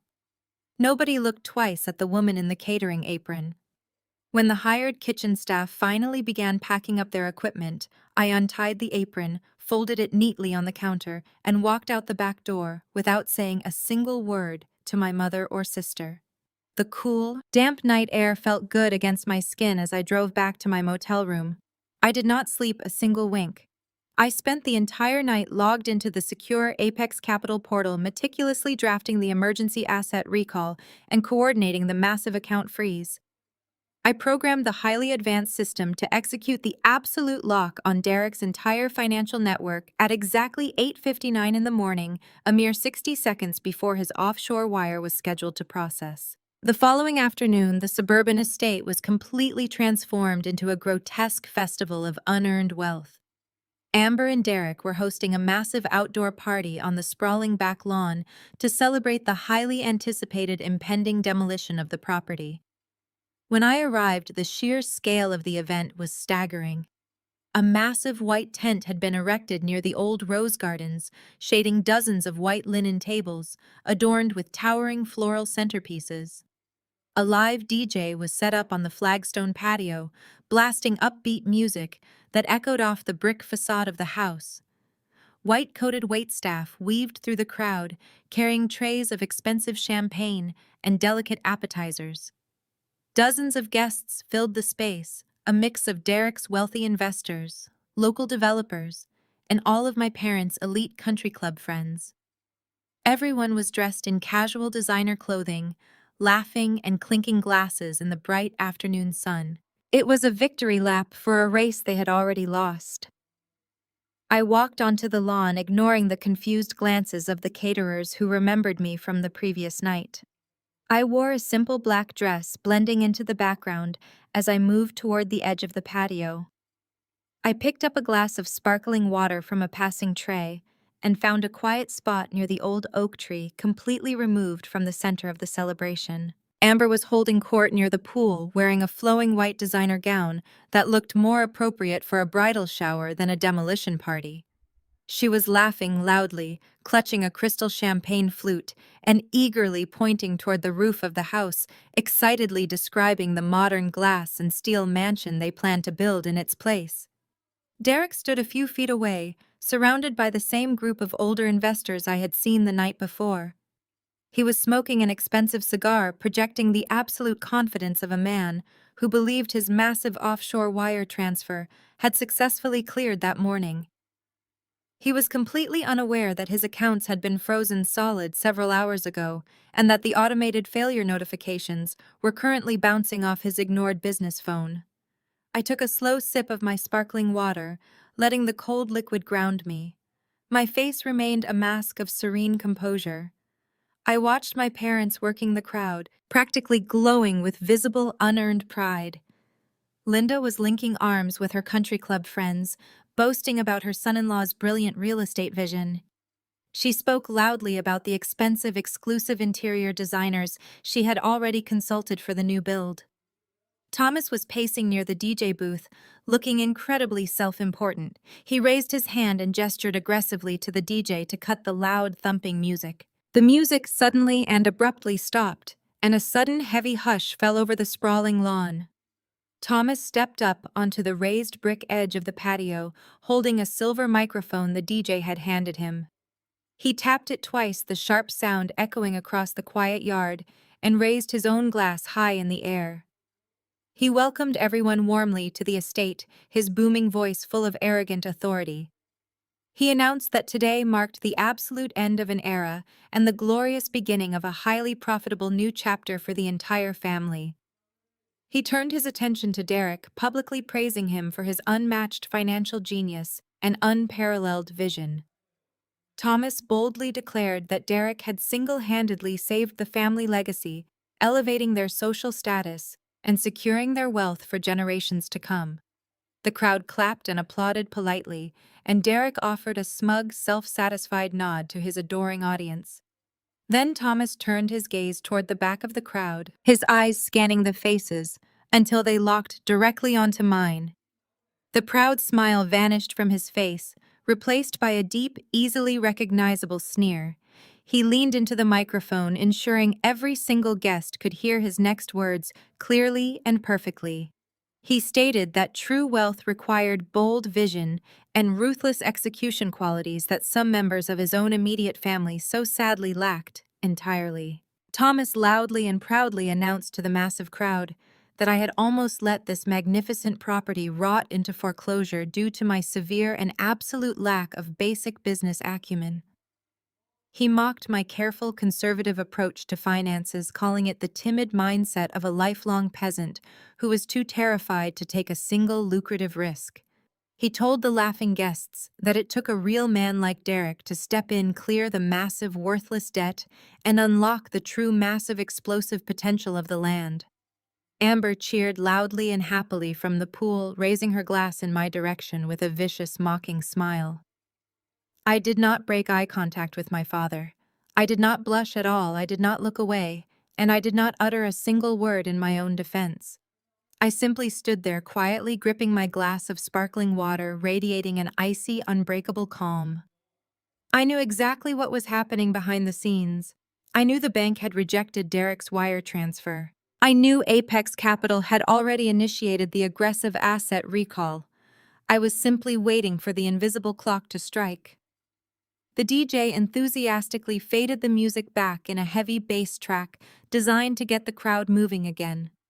Suddenly, the thumping beat of the music was completely drowned out by the harsh, mechanical roar of a heavy diesel engine pulling up the long, winding driveway. Amber squealed with absolute delight, clapping her hands together. She yelled to the crowd that the demolition crew had finally arrived to tear the old historic house down. The guests turned eagerly toward the front gates, expecting to see a massive yellow bulldozer or a wrecking ball. Instead, the vehicle that aggressively breached the tree line and parked blocking the driveway was a sleek black government SUV. The heavy doors of the vehicle swung open simultaneously. The immediate area around the driveway fell completely silent as the guests stopped mid-sentence, their champagne flutes hovering. A tall man wearing a crisp dark suit stepped out onto the gravel. He did not look like a construction foreman or a municipal building inspector. He possessed the cold, detached demeanor of someone who delivered bad news for a living. He adjusted his tie, reached into the front seat, and retrieved a massive stack of legal documents bound by heavy rubber bands.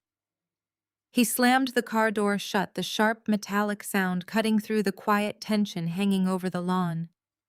He did not pause to admire the opulent floral arrangements or the caterers hovering near the buffet tables.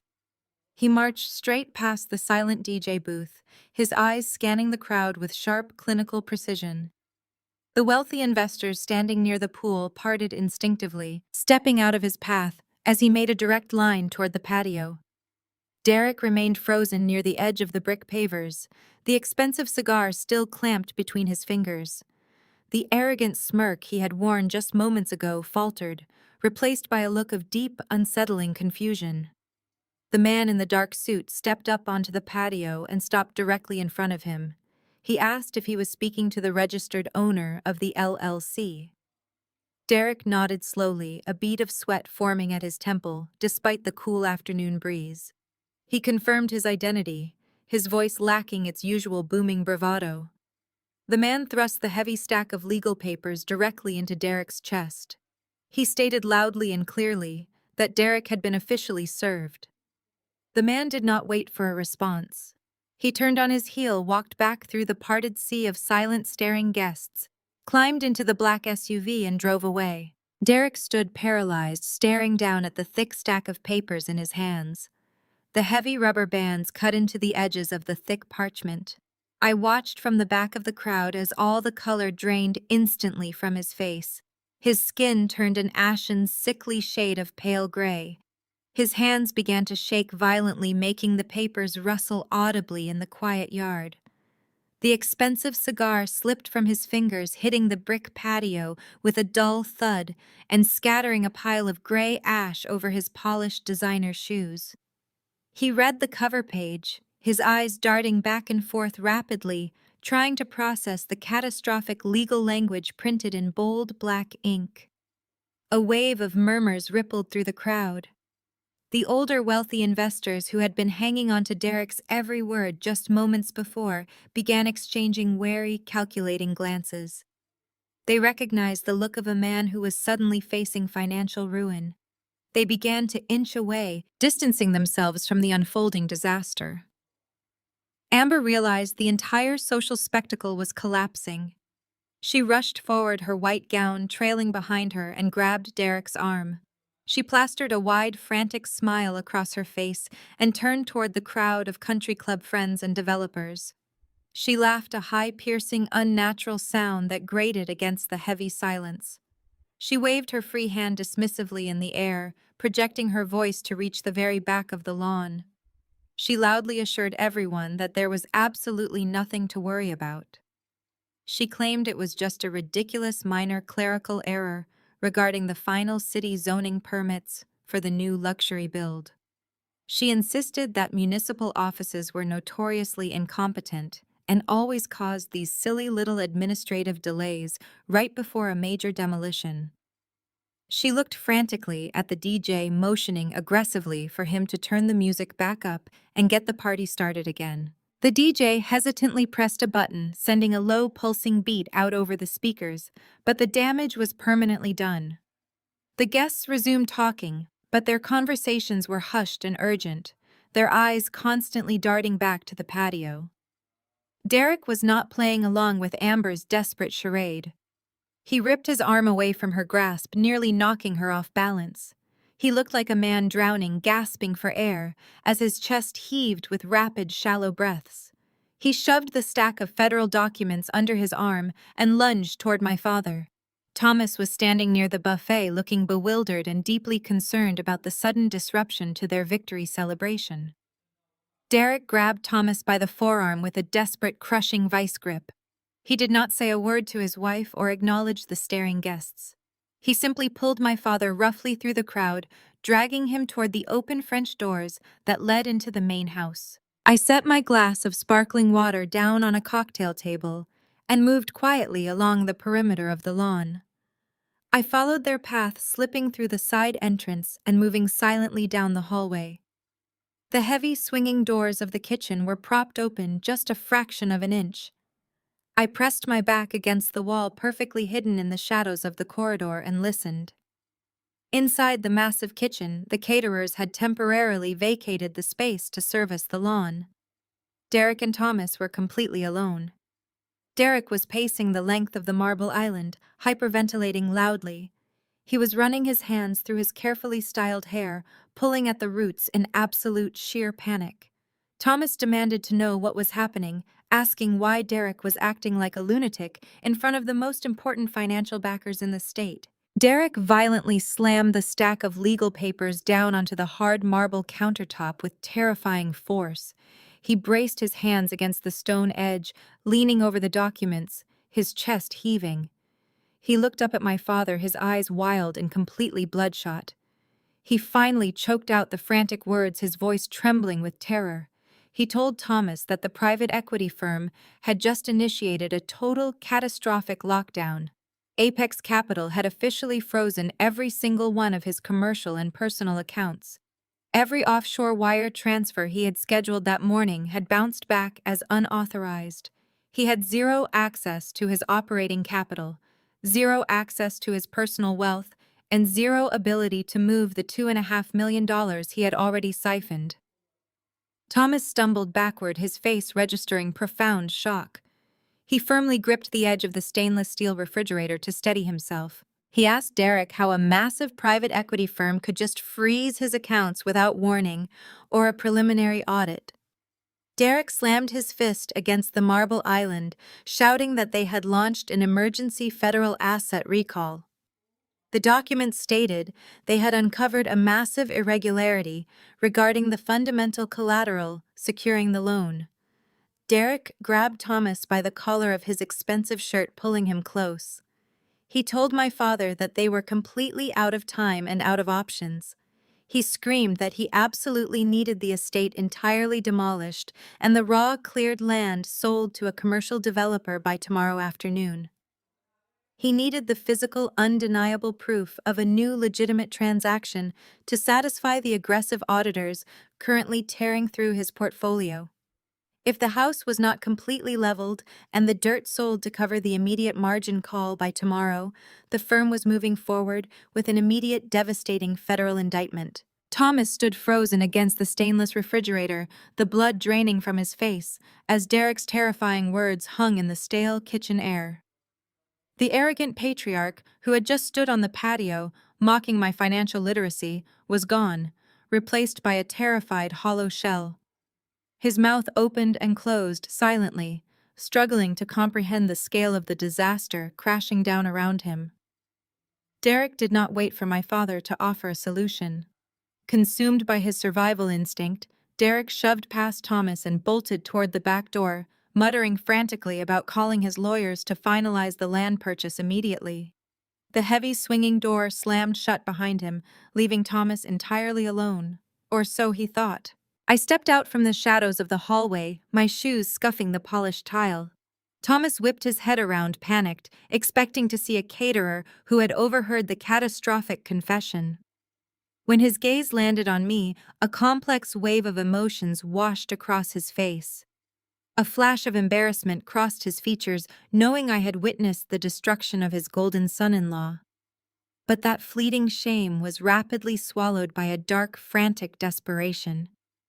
He pushed off the refrigerator, his breathing rapid, and closed the distance between us in 3 long strides. He cornered me against the large marble island, blocking my path back to the hallway. He looked terrible. His confident posture had entirely evaporated. His expensive tailored suit suddenly looked too big for his shrinking frame. He reached out and grabbed my shoulder, his fingers digging into the fabric of my simple black dress with a bruising, desperate intensity. He told me to listen carefully because the entire family was standing on the absolute brink of ruin. Abandoning his previous arrogance, his voice dropped to a harsh, pleading whisper. He frantically explained that Derek had encountered a severe, unforeseen liquidity crisis with his primary lending institution. He glossed over the fact that Derek had admitted to federal fraud and massive embezzlement moments prior. Thomas framed it as a temporary misunderstanding with the bank that resulted in an unfair freeze on his accounts. He insisted the commercial developer lined up to purchase the cleared estate land tomorrow afternoon was getting nervous. If Derek could not secure an immediate bridge loan to cover demolition costs and float the project through the week, the developer was going to pull out entirely. Thomas told me that traditional banks were moving too slowly and that Derek needed a private guarantor right now. He tightened his grip on my shoulder, his eyes manic, demanding that I co-sign a guarantor loan for Derek immediately. He stated that because I lived a boring conservative lifestyle, I must have a clean credit profile and some meager savings tucked away in a basic checking account. He told me my small nest egg was the only thing that could secure the bridge loan and keep the commercial developer from abandoning the deal. He did not ask if I was willing to help. He simply demanded that I sacrifice my own financial security to patch the gaping hole in Derek's criminal enterprise. When I did not immediately respond, the pleading tone in his voice shifted into an aggressive, desperate guilt trip. He leaned closer, his face inches from mine, and told me that if I did not step up and sign those papers right now, the family would be completely destroyed. He painted a terrifying picture of the fallout, claiming Linda would lose her social standing, Amber would be left destitute, and he would lose everything he had worked his life to build. He tried to rationalize Derek's actions, arguing his brilliant son-in-law was just trying to elevate the family legacy and provide them with the luxurious lifestyle they truly deserved. He told me that I owed them this favor.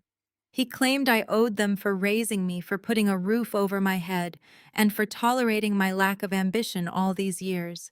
He insisted families were supposed to sacrifice for one another during times of crisis. He stated it was my absolute duty as a daughter to use whatever pitiful resources I had scraped together to save my parents from public humiliation and financial collapse. He begged me to sign the guarantor documents, promising Derek would pay me back with interest the second the commercial land sale was finalized tomorrow afternoon. He swore on his life it was a foolproof guaranteed transaction, and I faced zero actual risk. I stood perfectly still against the cold marble of the kitchen island, listening to the man who had just publicly humiliated me beg for my financial salvation. He was asking me to tether my clean name and hard-earned money to a man mathematically guaranteed to face federal prison. He wanted me to become a willing accomplice to a massive unraveling fraud scheme simply to protect his fragile ego and country club membership. I looked at his desperate, sweating face and I felt absolutely nothing. The years of craving his approval, the decades longing for his validation were completely gone. I calmly reached down and pried his bruising fingers off my shoulder, peeling his hand away from my dress with deliberate precision. I lifted the glass of sparkling water I was still holding and took a final unhurried sip. The cold, crisp liquid settled in my stomach, mirroring the icy resolve spreading through my veins. I gently set the glass down on the marble countertop, the clink of the crystal echoing sharply in the tense silence. I looked my father dead in the eye, stripping away the subservient, defeated mask I had worn for the past 2 days. I let him see the cold, calculating professional underneath. I did not raise my voice, and I did not show a single ounce of anger. I simply told him no. I told him I would not co-sign a loan, I would not offer a cent of my meager savings, and I would not lift a finger to save Derek from the catastrophic consequences of his own actions. Thomas staggered backward as if I had struck him across the face.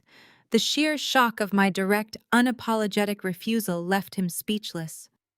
Then the desperation morphed into explosive, unhinged rage. His face turned a mottled purple, and the veins in his neck bulged against his collar. He raised his hand, pointing a trembling finger at my chest. He screamed that I was a selfish, ungrateful disappointment, who had always been useless to this family. He threatened that if I walked out without signing those guarantor papers, He would disown me forever. He swore I would be permanently dead to him, to Linda, and to Amber. He shouted that I would never be welcomed back into their lives, and they would never forgive me for allowing their legacy to burn when I had the power to stop it. I did not flinch at his rage. The threat of being disowned by a man who had never truly claimed me held zero weight. I stepped past him, leaving him trembling with fury in the center of the kitchen. I walked toward the hallway, pausing just as I reached the heavy swinging door. I looked back over my shoulder, my expression perfectly serene. "I can't sign your loan, Dad, but you should probably head to the downtown title company tomorrow morning. You're going to need a good seat for the show." The morning sun reflected harshly off the towering glass skyscrapers of the downtown financial district, casting sharp shadows. At exactly 9 o'clock, Derek pushed through the heavy revolving doors of Vanguard Title and Escrow. He marched into the expansive marble-floored lobby with the frantic, forced energy of a man walking a tightrope over a blazing fire. Amber flanked his right side, her chin tilted upward as she carried a designer handbag that cost more than most cars. Thomas and Linda followed closely behind them, projecting an air of absolute unearned aristocratic superiority. The title company was a fortress of polished mahogany, floor-to-ceiling windows, and quiet, expensive efficiency. It was the kind of establishment that catered exclusively to multi-million-dollar commercial transactions. Derek did not bother waiting in the plush reception area. He bypassed the leather seating entirely and marched straight up to the massive reception desk, slamming his leather briefcase onto the granite surface. He demanded to be shown to the primary executive conference room immediately. He informed the young receptionist that he was closing a massive commercial land deal and did not have time to sit around waiting for administrative pleasantries. The receptionist blinked, taken aback by his aggressive volume, but quickly regained her professional composure. She politely asked him to lower his voice and motioned toward a junior title clerk to escort the group down the glass-walled corridor. As they walked, Linda complained audibly about the ambient temperature in the office, whining that the air conditioning was practically freezing. She snapped her fingers at a passing legal assistant demanding a cup of hot black coffee and explicitly instructing the young woman not to burn the expensive beans. Thomas chuckled at her behavior, adjusting the pristine cuffs of his suit jacket and loudly congratulating Derek once again on moving the demolition timeline forward. They were all treating the highly trained legal staff like personal domestic servants. They paraded down the hallway, acting like royalty waiting for a crown. Underneath the obnoxious bravado, however, Derek was visibly vibrating with a lethal, barely contained panic. His knuckles were bone white where he gripped the handle of his leather briefcase. A thin sheen of cold sweat glistened on his forehead, and his eyes darted nervously toward every ticking clock on the wall. He needed this specific transaction finalized immediately. If the raw cleared estate land was not legally sold, and the multi-million-dollar wire transfer secured in the next hour, his fabricated empire would collapse. The junior clerk opened the heavy glass doors to the main executive boardroom. The room was dominated by a massive walnut conference table that stretched 20 feet long, surrounded by plush ergonomic leather chairs. Floor-to-ceiling windows offered a panoramic, dizzying view of the city below. Seated at the far end of the table was Richard Vance, the lead commercial developer purchasing the estate land. Richard was a pragmatic, no-nonsense businessman with decades of experience in urban development. He was dressed in a sharp navy suit, casually reviewing a thick stack of architectural surveys on his digital tablet. Beside him sat the senior escrow officer, an older woman named Mrs. Gable, who was meticulously arranging the final closing documents into neat, precise piles. Derek immediately slapped a wide, entirely fake smile onto his pale face. He strode confidently across the room, extending his hand toward Richard with exaggerated enthusiasm. He practically shouted his greetings, clapping the developer heavily on the shoulder and claiming how thrilled he was to finally finalize this incredibly lucrative partnership. He ignored Mrs. Gable entirely, treating her as a minor obstacle standing in the way of his money. Richard accepted the handshake with a polite, measured nod, signaling for everyone to take their designated seats. Amber immediately claimed the chair to Derek's right, smoothing her expensive skirt and smiling triumphantly at her parents. Thomas and Linda sat opposite them, leaning forward with greedy, undisguised anticipation. Derek opened his briefcase and pulled out his own set of files, his hands trembling so violently that the papers rattled against the polished wood of the table. He quickly slapped his palm down over the documents to steady them, clearing his throat loudly to mask his rapidly unraveling nerves. He looked directly at the senior escrow officer and demanded that they skip the usual tedious reading of the boilerplate disclosures. He told her to simply slide the signature pages across the table right now. He claimed he had a dozen other massive development projects requiring his immediate attention today and needed this specific land sale fast-tracked without any bureaucratic delays. Amber chimed in, laughing and assuring Richard that Derek was simply a visionary who moved at the speed of light. She joked that keeping up with his brilliant mind was exhausting but incredibly profitable. Mrs. Gable peered over her reading glasses, clearly unimpressed by Derek's frantic impatience and Amber's shallow flattery. She informed him in a cool, level voice that federal real estate transactions required strict adherence to protocol, and they would proceed through the final closing documents at the standard, legally mandated pace. Derek ground his teeth together, his jaw muscles flexing under his skin. He shot a desperate, panicked look at Richard. He forced another charming chuckle, telling the developer that time was money, and they both knew this property was the absolute steal of the century. He begged Richard to instruct the escrow officer to speed up the process. Richard simply shrugged, pulling a heavy silver fountain pen from the breast pocket of his suit jacket. He uncapped the pen with a smooth, practiced motion and set it down on the table next to the primary purchase agreement. He told Derek he was perfectly ready to sign the very moment the title agency cleared the final deed transfer verifications. Derek let out a sharp, ragged breath of relief. He practically vibrated in his plush leather chair, staring hungrily at the silver pen resting on the dark walnut wood. That single stroke of ink was the only thing standing between him and total financial salvation. He just needed Richard to sign before the bank notified the title company about the frozen accounts. The tension in the room grew as Mrs. Gable meticulously reviewed the final compliance checklist. Every second felt like an agonizing eternity to Derek. He wiped his sweaty palms on his tailored trousers, his leg bouncing erratically beneath the heavy wooden table. Finally, the escrow officer slid the final heavy stack of closing documents across the smooth surface of the table toward Richard. She tapped her manicured fingernail against the bottom right corner of the top page, indicating the primary signature line required to legally transfer ownership of the estate land. Richard picked up the silver fountain pen. He adjusted his reading glasses, leaning forward slightly as he hovered the metal nib just a fraction of an inch above the thick white paper. Derek gripped the edge of the conference table so hard his fingernails dug into the polished wood. Amber leaned in, her eyes wide with greedy anticipation. Thomas and Linda held their collective breath, waiting for the millions of dollars to officially change hands and solidify their elevated social status forever. The heavy glass doors of the conference room swing open. It is not the bank manager who walks in. It is Julia. She is flanked by two elite corporate attorneys wearing a bespoke designer suit that screams undeniable wealth and authority. The sudden intrusion shattered the tense silence of the room. I stepped fully into the conference room, letting the heavy glass doors close with a soft thud behind my legal team. The simple catering apron and the subservient posture were completely gone. I wore a sharply tailored charcoal suit, my posture radiating the exact kind of quiet, unbreakable power that my family had spent decades pretending to possess. My two attorneys stood slightly behind me like heavily armed sentinels. The sheer cognitive dissonance of seeing the family disappointment walking into a high-stakes commercial closing paralyzed them all. Thomas was the first to react.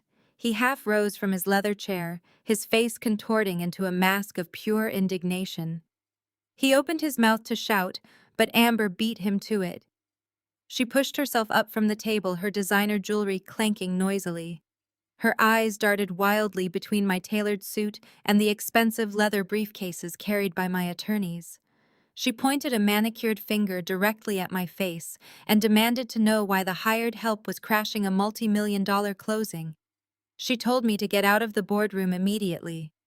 She looked at Richard Vance and offered a high, nervous laugh, attempting to excuse my presence as some kind of desperate stunt by her jealous older sister. I ignored Amber's shrill demands and kept my gaze fixed straight ahead.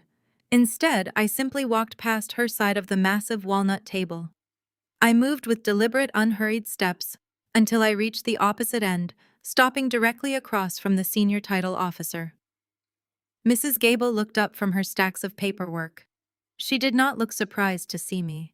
She pushed her reading glasses up the bridge of her nose and offered me a brief professional nod of recognition. My lead attorney unclasped his briefcase, withdrew a thick leather-bound file, and placed it directly onto the polished mahogany table in front of her. Richard Vance shifted in his chair, lowering his silver fountain pen. He looked from me to Derek. He asked Derek what was going on and whether there was an issue with the chain of title. Derek was too busy hyperventilating to formulate a coherent response. He was staring at the file on the table. His face had gone from an ashen gray to a sickly, mottled purple. Thomas finally found his voice. He slammed his fist down on the table, demanding that the security guards be called to throw me out of the building. He yelled at Mrs. Gable to ignore my ridiculous interruption and proceed with the immediate transfer of the property deed to Richard. Mrs. Gable did not reach for the security button. Instead, she opened the file my attorney had provided. She reviewed the documents while the silence in the room stretched until it felt ready to snap. She slowly removed her reading glasses and set them down next to the final closing documents. She folded her hands on the table and looked directly at Derek. She nervously cleared her throat, the dry sound echoing in the tense boardroom. She announced to the room that they had a catastrophic issue regarding the chain of title for the estate. Thomas immediately scoffed loudly, declaring that there were no issues. He stated he and Linda had officially and legally signed a quitclaim deed, transferring the entire property to Derek over a month ago. He insisted the paperwork was flawless and that they had used a premium family lawyer to execute the transfer. Mrs. Gable shook her head slowly, her expression entirely grim. She informed Thomas that the quitclaim deed he and Linda had executed was legally invalid and completely worthless. The room erupted into chaos. Linda gasped, clutching her chest, while Thomas shouted that the title officer was out of her mind. Derek looked like he was about to pass out, his breathing ragged and shallow. Mrs. Gable raised her hand, demanding absolute silence. She waited until Thomas stopped shouting before delivering the killing blow. She explained that 7 years ago, when Thomas and Linda defaulted on their massive mortgage and subsequently filed for bankruptcy, the original lending bank did not just accidentally lose the paperwork in a corporate merger, as they had always proudly claimed. She stated that the bank had actually bundled their severely delinquent debt and sold it off to stop their own losses.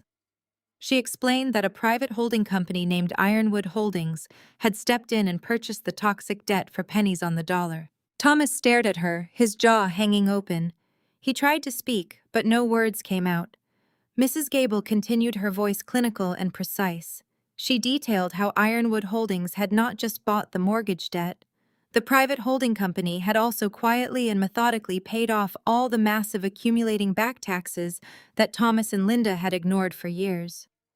By paying off the municipal tax liens and holding the original defaulted mortgage notes, Ironwood Holdings had legally secured an impenetrable absolute priority lien on the entire estate.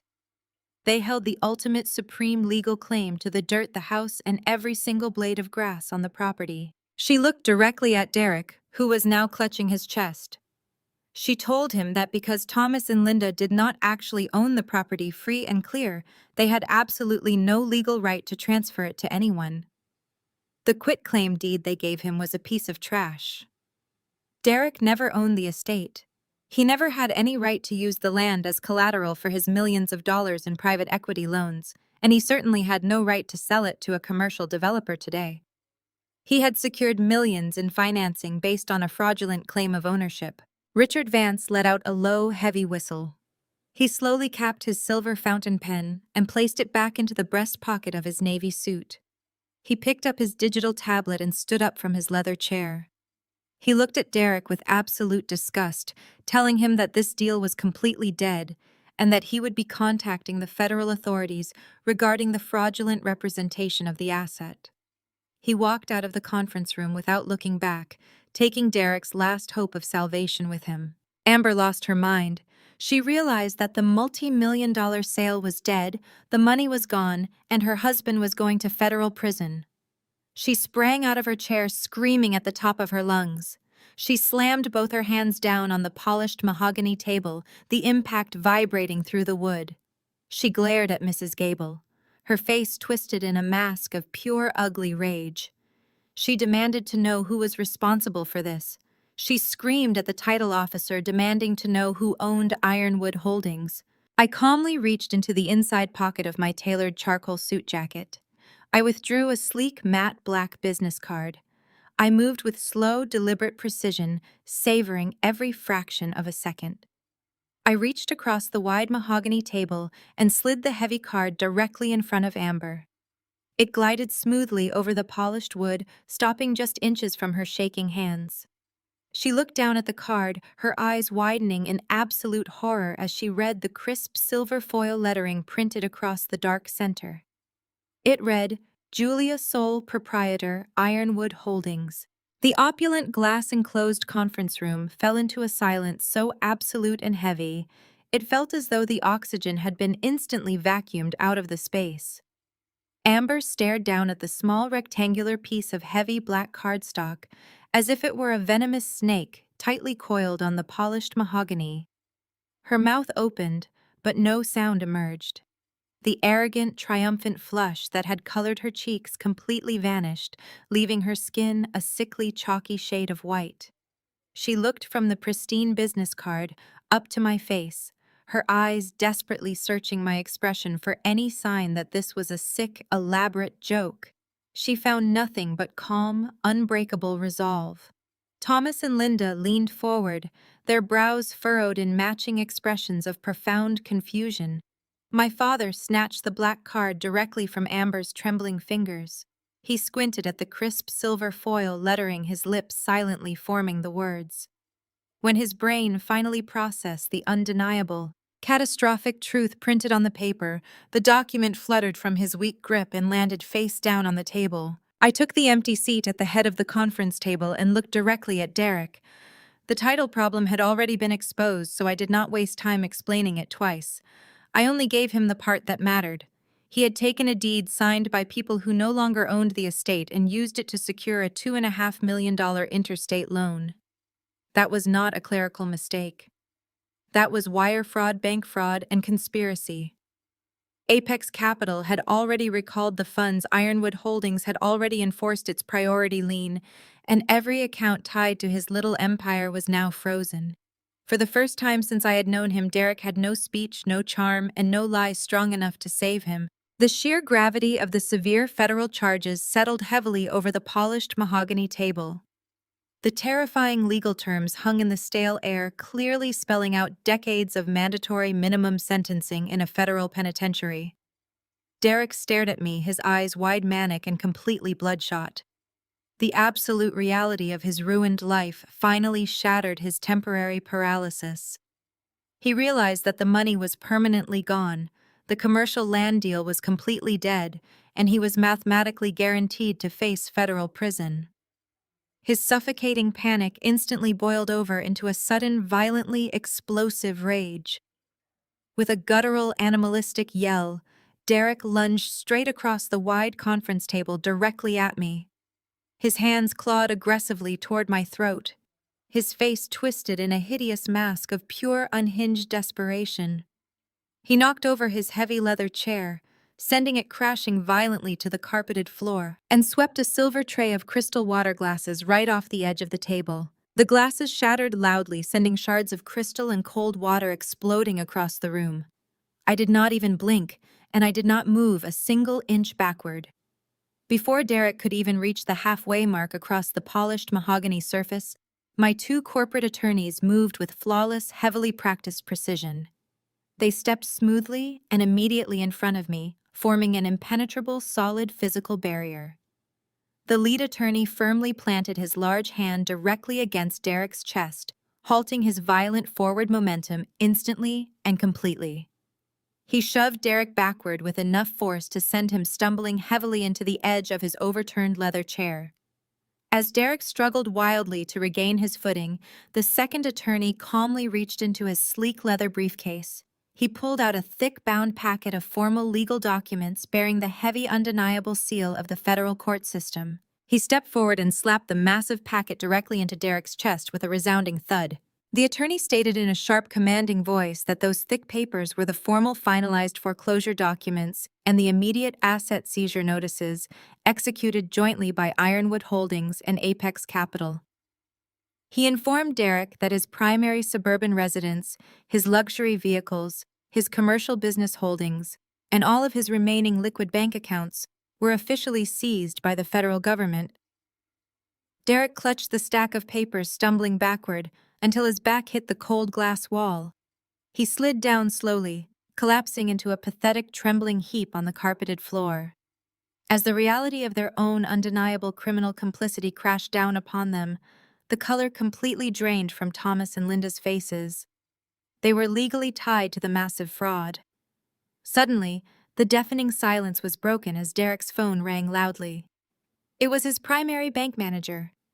Derek's phone slipped from his hand and began ringing loudly against the marble floor. He looked at the caller ID, saw the name of his primary bank manager, and the final trace of color drained from his face. The sharp, insistent ringing of Derek's dropped phone echoed against the polished marble floor, but he made absolutely no move to answer it.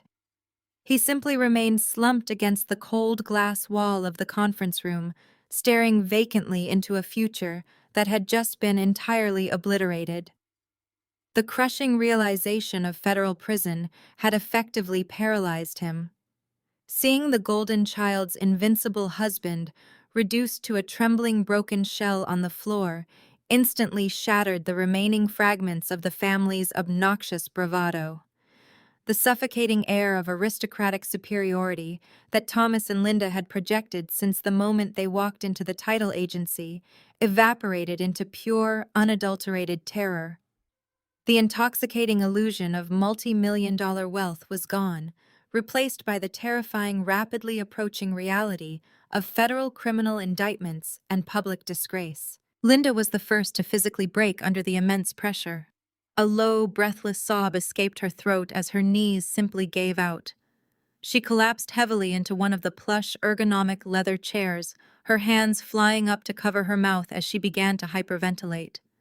The expensive designer handbag she had been clutching dropped unceremoniously to the carpet, spilling its contents in a chaotic mess of cosmetics and gold credit cards.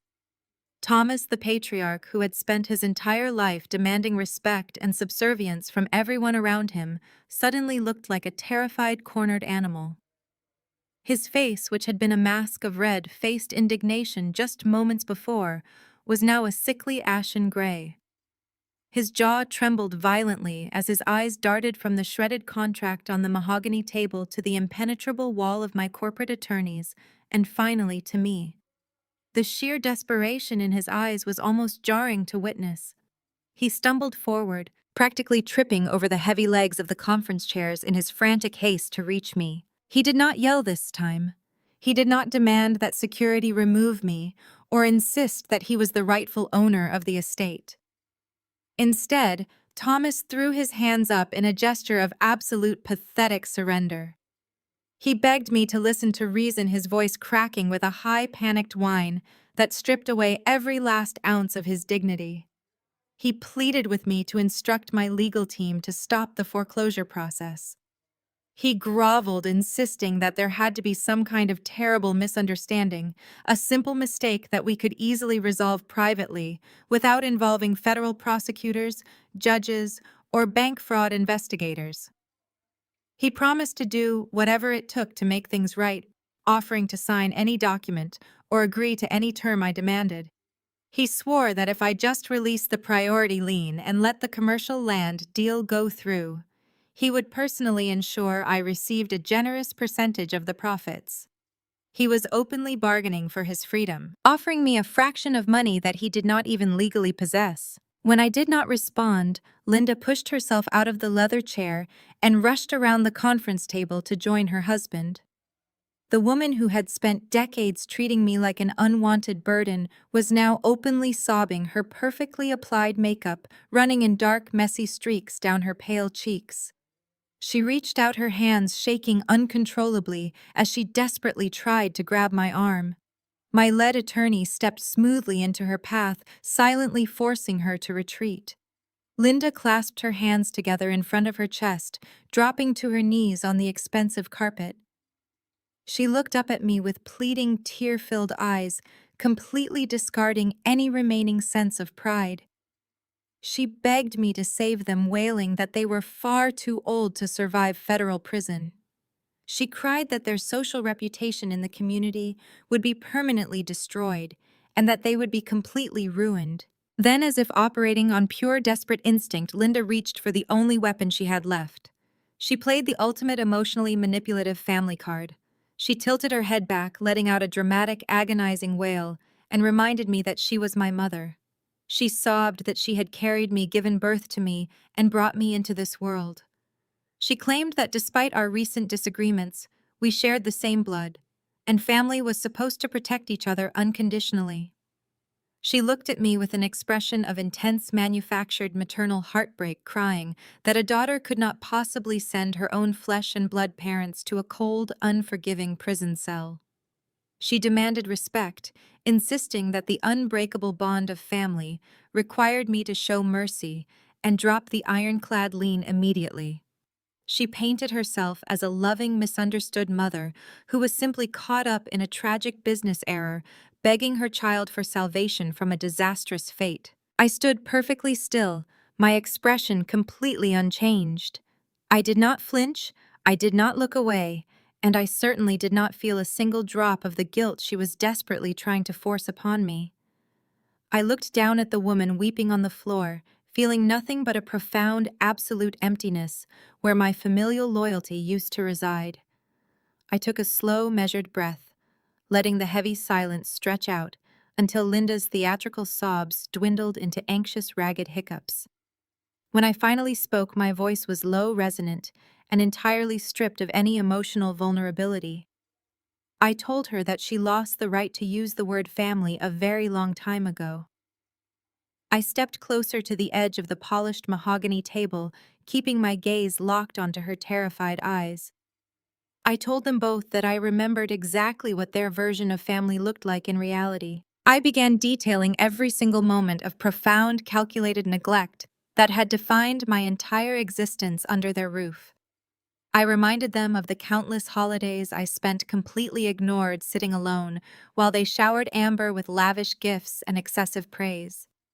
I recounted the years they spent actively tearing down my self-esteem, constantly comparing me to my sister, and making sure I knew I was nothing more than an embarrassing disappointment. I did not raise my voice, but every word struck like a physical blow. I spoke about the tiny, damp, windowless basement room they had forced me to inhabit, treating me like a shameful secret they wanted to keep buried beneath the floorboards. I reminded them of the agonizing, grueling years I spent working multiple exhaustive jobs just to pay for my own basic survival while living under their roof. I detailed the exact crushing amounts of the utility bills, the property taxes, and the essential maintenance costs I had quietly paid out of my own pocket to keep their lights on and their water running smoothly. I reminded them of the ultimate, unforgivable betrayal. I described the cold, dismissive smirk on Amber's face when she eagerly slid that cruel, completely unprovoked 7 a.m. eviction notice across the kitchen island.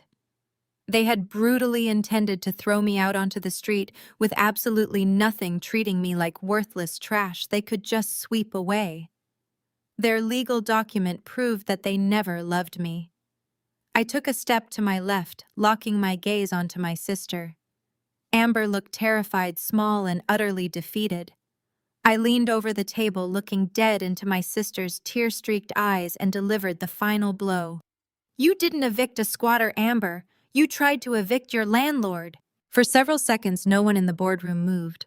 The words landed harder than any verdict. Amber stared at me as if the entire room had tilted beneath her feet. Thomas and Linda looked from the black business card to the foreclosure documents, finally understanding that every insult, every unpaid bill, every cruel order, and every dollar they had taken from me had led them to this exact table. I did not need to repeat the past anymore. The evidence had spoken, the title records had spoken. Their own greed had spoken louder than any speech I could give. I watched them both drown in the severe consequences of their own toxic greed. There was no joy or vindictive pleasure expanding in my chest, only a deep, profound sense of final closure. The heavy, suffocating chains of obligation and familial guilt that they had wrapped tightly around my neck for decades were finally broken. I had paid their hidden debts, endured their vicious insults, and swallowed their continuous disrespect for the very last time. The financial transaction was complete, and the emotional debt was permanently settled. They were strangers to me now, just pathetic, broken criminals facing federal indictments. Amber had been remarkably quiet during my speech, sitting frozen at the table. But as my words finally penetrated her thick skull, she suddenly snapped. The fragile, thin threads holding her fragile sanity together completely unraveled under the crushing weight of the undeniable truth. She looked at her sobbing, ruined parents, her criminally liable husband shivering helplessly on the floor, and the finalized foreclosure documents resting neatly on the table. Her desperate, suffocating grief instantly morphed into a blind, explosive, and entirely uncontrolled rage. She let out a guttural, furious scream and lunged aggressively across the corner of the heavy wooden conference table. She threw her entire body weight forward, her arms swinging in a wide, vicious arc as she desperately tried to slap me directly across the face. She wanted to draw blood to inflict any kind of physical pain to falsely compensate for her total financial annihilation. I did not flinch, and I did not take a single step back. I simply raised my arm and flawlessly caught her wrist midair. My grip was like a cold steel vise, stopping her violent momentum instantly and completely. I shoved her back with effortless, strictly controlled strength.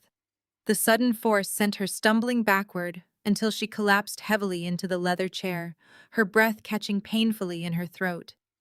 She stared up at me, her chest heaving rapidly, her tear-streaked eyes wide with genuine shock and absolute defeat. I smoothed the lapel of my tailored suit. I leaned over the table, looking dead into her tear-streaked eyes.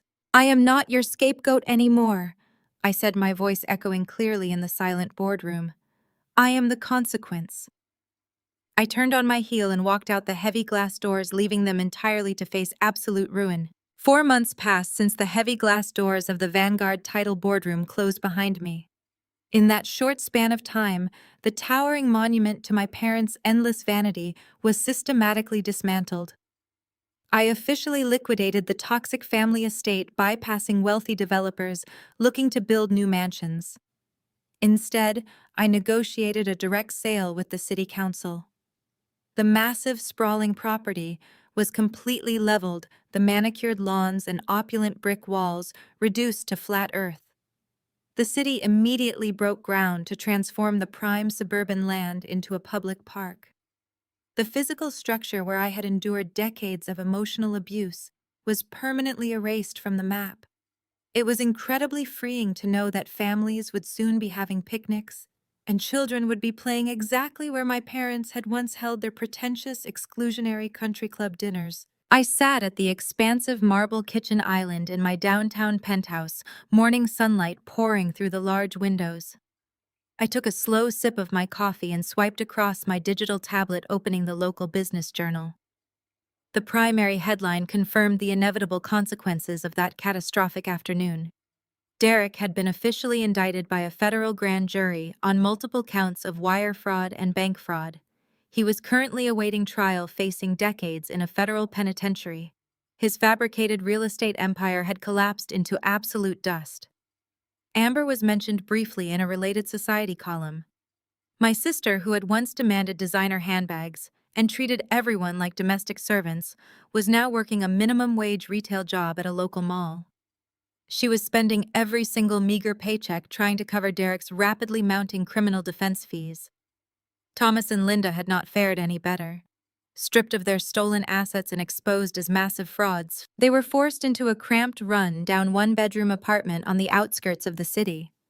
Their fake wealthy facade was permanently destroyed.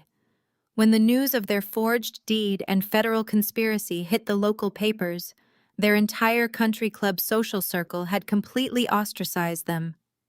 The people they had spent their entire lives trying to impress now acted as if they did not exist. I turned the tablet off, pushing the ghosts of my past aside. The sharp chime of my front door pulled me back into the vibrant reality of the present. I walked across the warm hardwood floors to welcome my guests.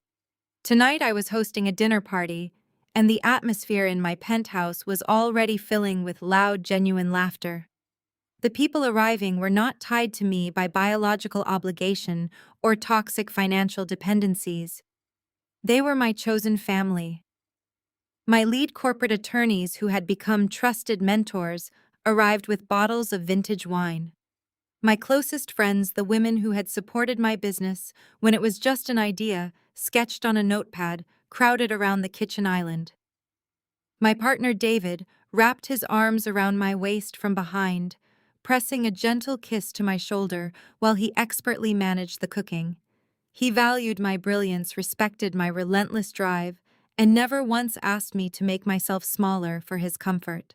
The penthouse hummed with an infectious, unburdened energy. There were no tense silences, no cruel comparisons, and absolutely no performative wealth.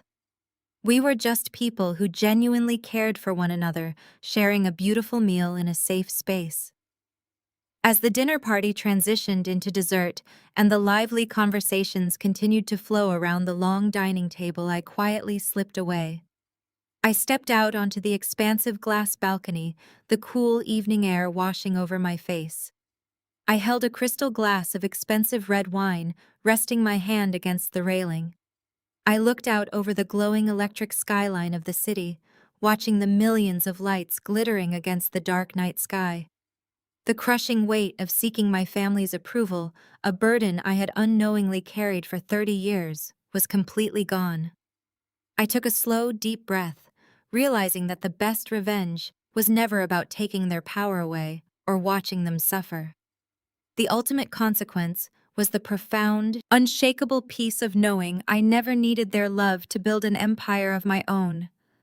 I raised my glass to the sparkling city, offering a silent toast to the incredible life I had built from the basement up. A genuine, unburdened smile spread across my face as the bright city lights faded into a deep, quiet, peaceful darkness. The hardest truth I ever had to accept was that the people who are supposed to love you unconditionally are sometimes the ones who will hurt you the most. For years, I allowed my family's toxic dynamics to dictate my self-worth. I accepted the role of the invisible scapegoat, silently paying their debts and enduring their cruel comparisons while they showered my sister with unearned praise. I believed that if I just worked harder, sacrificed more, and kept the peace, they would eventually see my value. But true empowerment began the moment I realized that their approval was a rigged game I was never meant to win. You cannot heal in the same environment that broke you, and you cannot build an empire on a foundation of someone else's lies. The moment I stopped seeking their validation, I took my power back. I poured my energy into my own education, my career, and my financial independence. I learned that setting ironclad boundaries is not an act of cruelty. It is the ultimate act of self-preservation. When my family tried to completely destroy me for their own selfish gain, my success was the shield that protected me. Family is not defined by shared blood, nor is it measured by blind loyalty to those who mistreat you. True family is built on mutual respect, genuine support, and unconditional care. By walking away from their manipulation, I created the space to welcome people who actually valued my brilliance and celebrated my victories. If you are currently trapped in the shadow of a toxic family, constantly trying to prove your worth to people who refuse to see it, I want you to know that your potential is limitless. You do not need their permission to succeed. Share your experiences in the comments below, and please hit the like and subscribe buttons for more stories about overcoming betrayal and claiming your true power.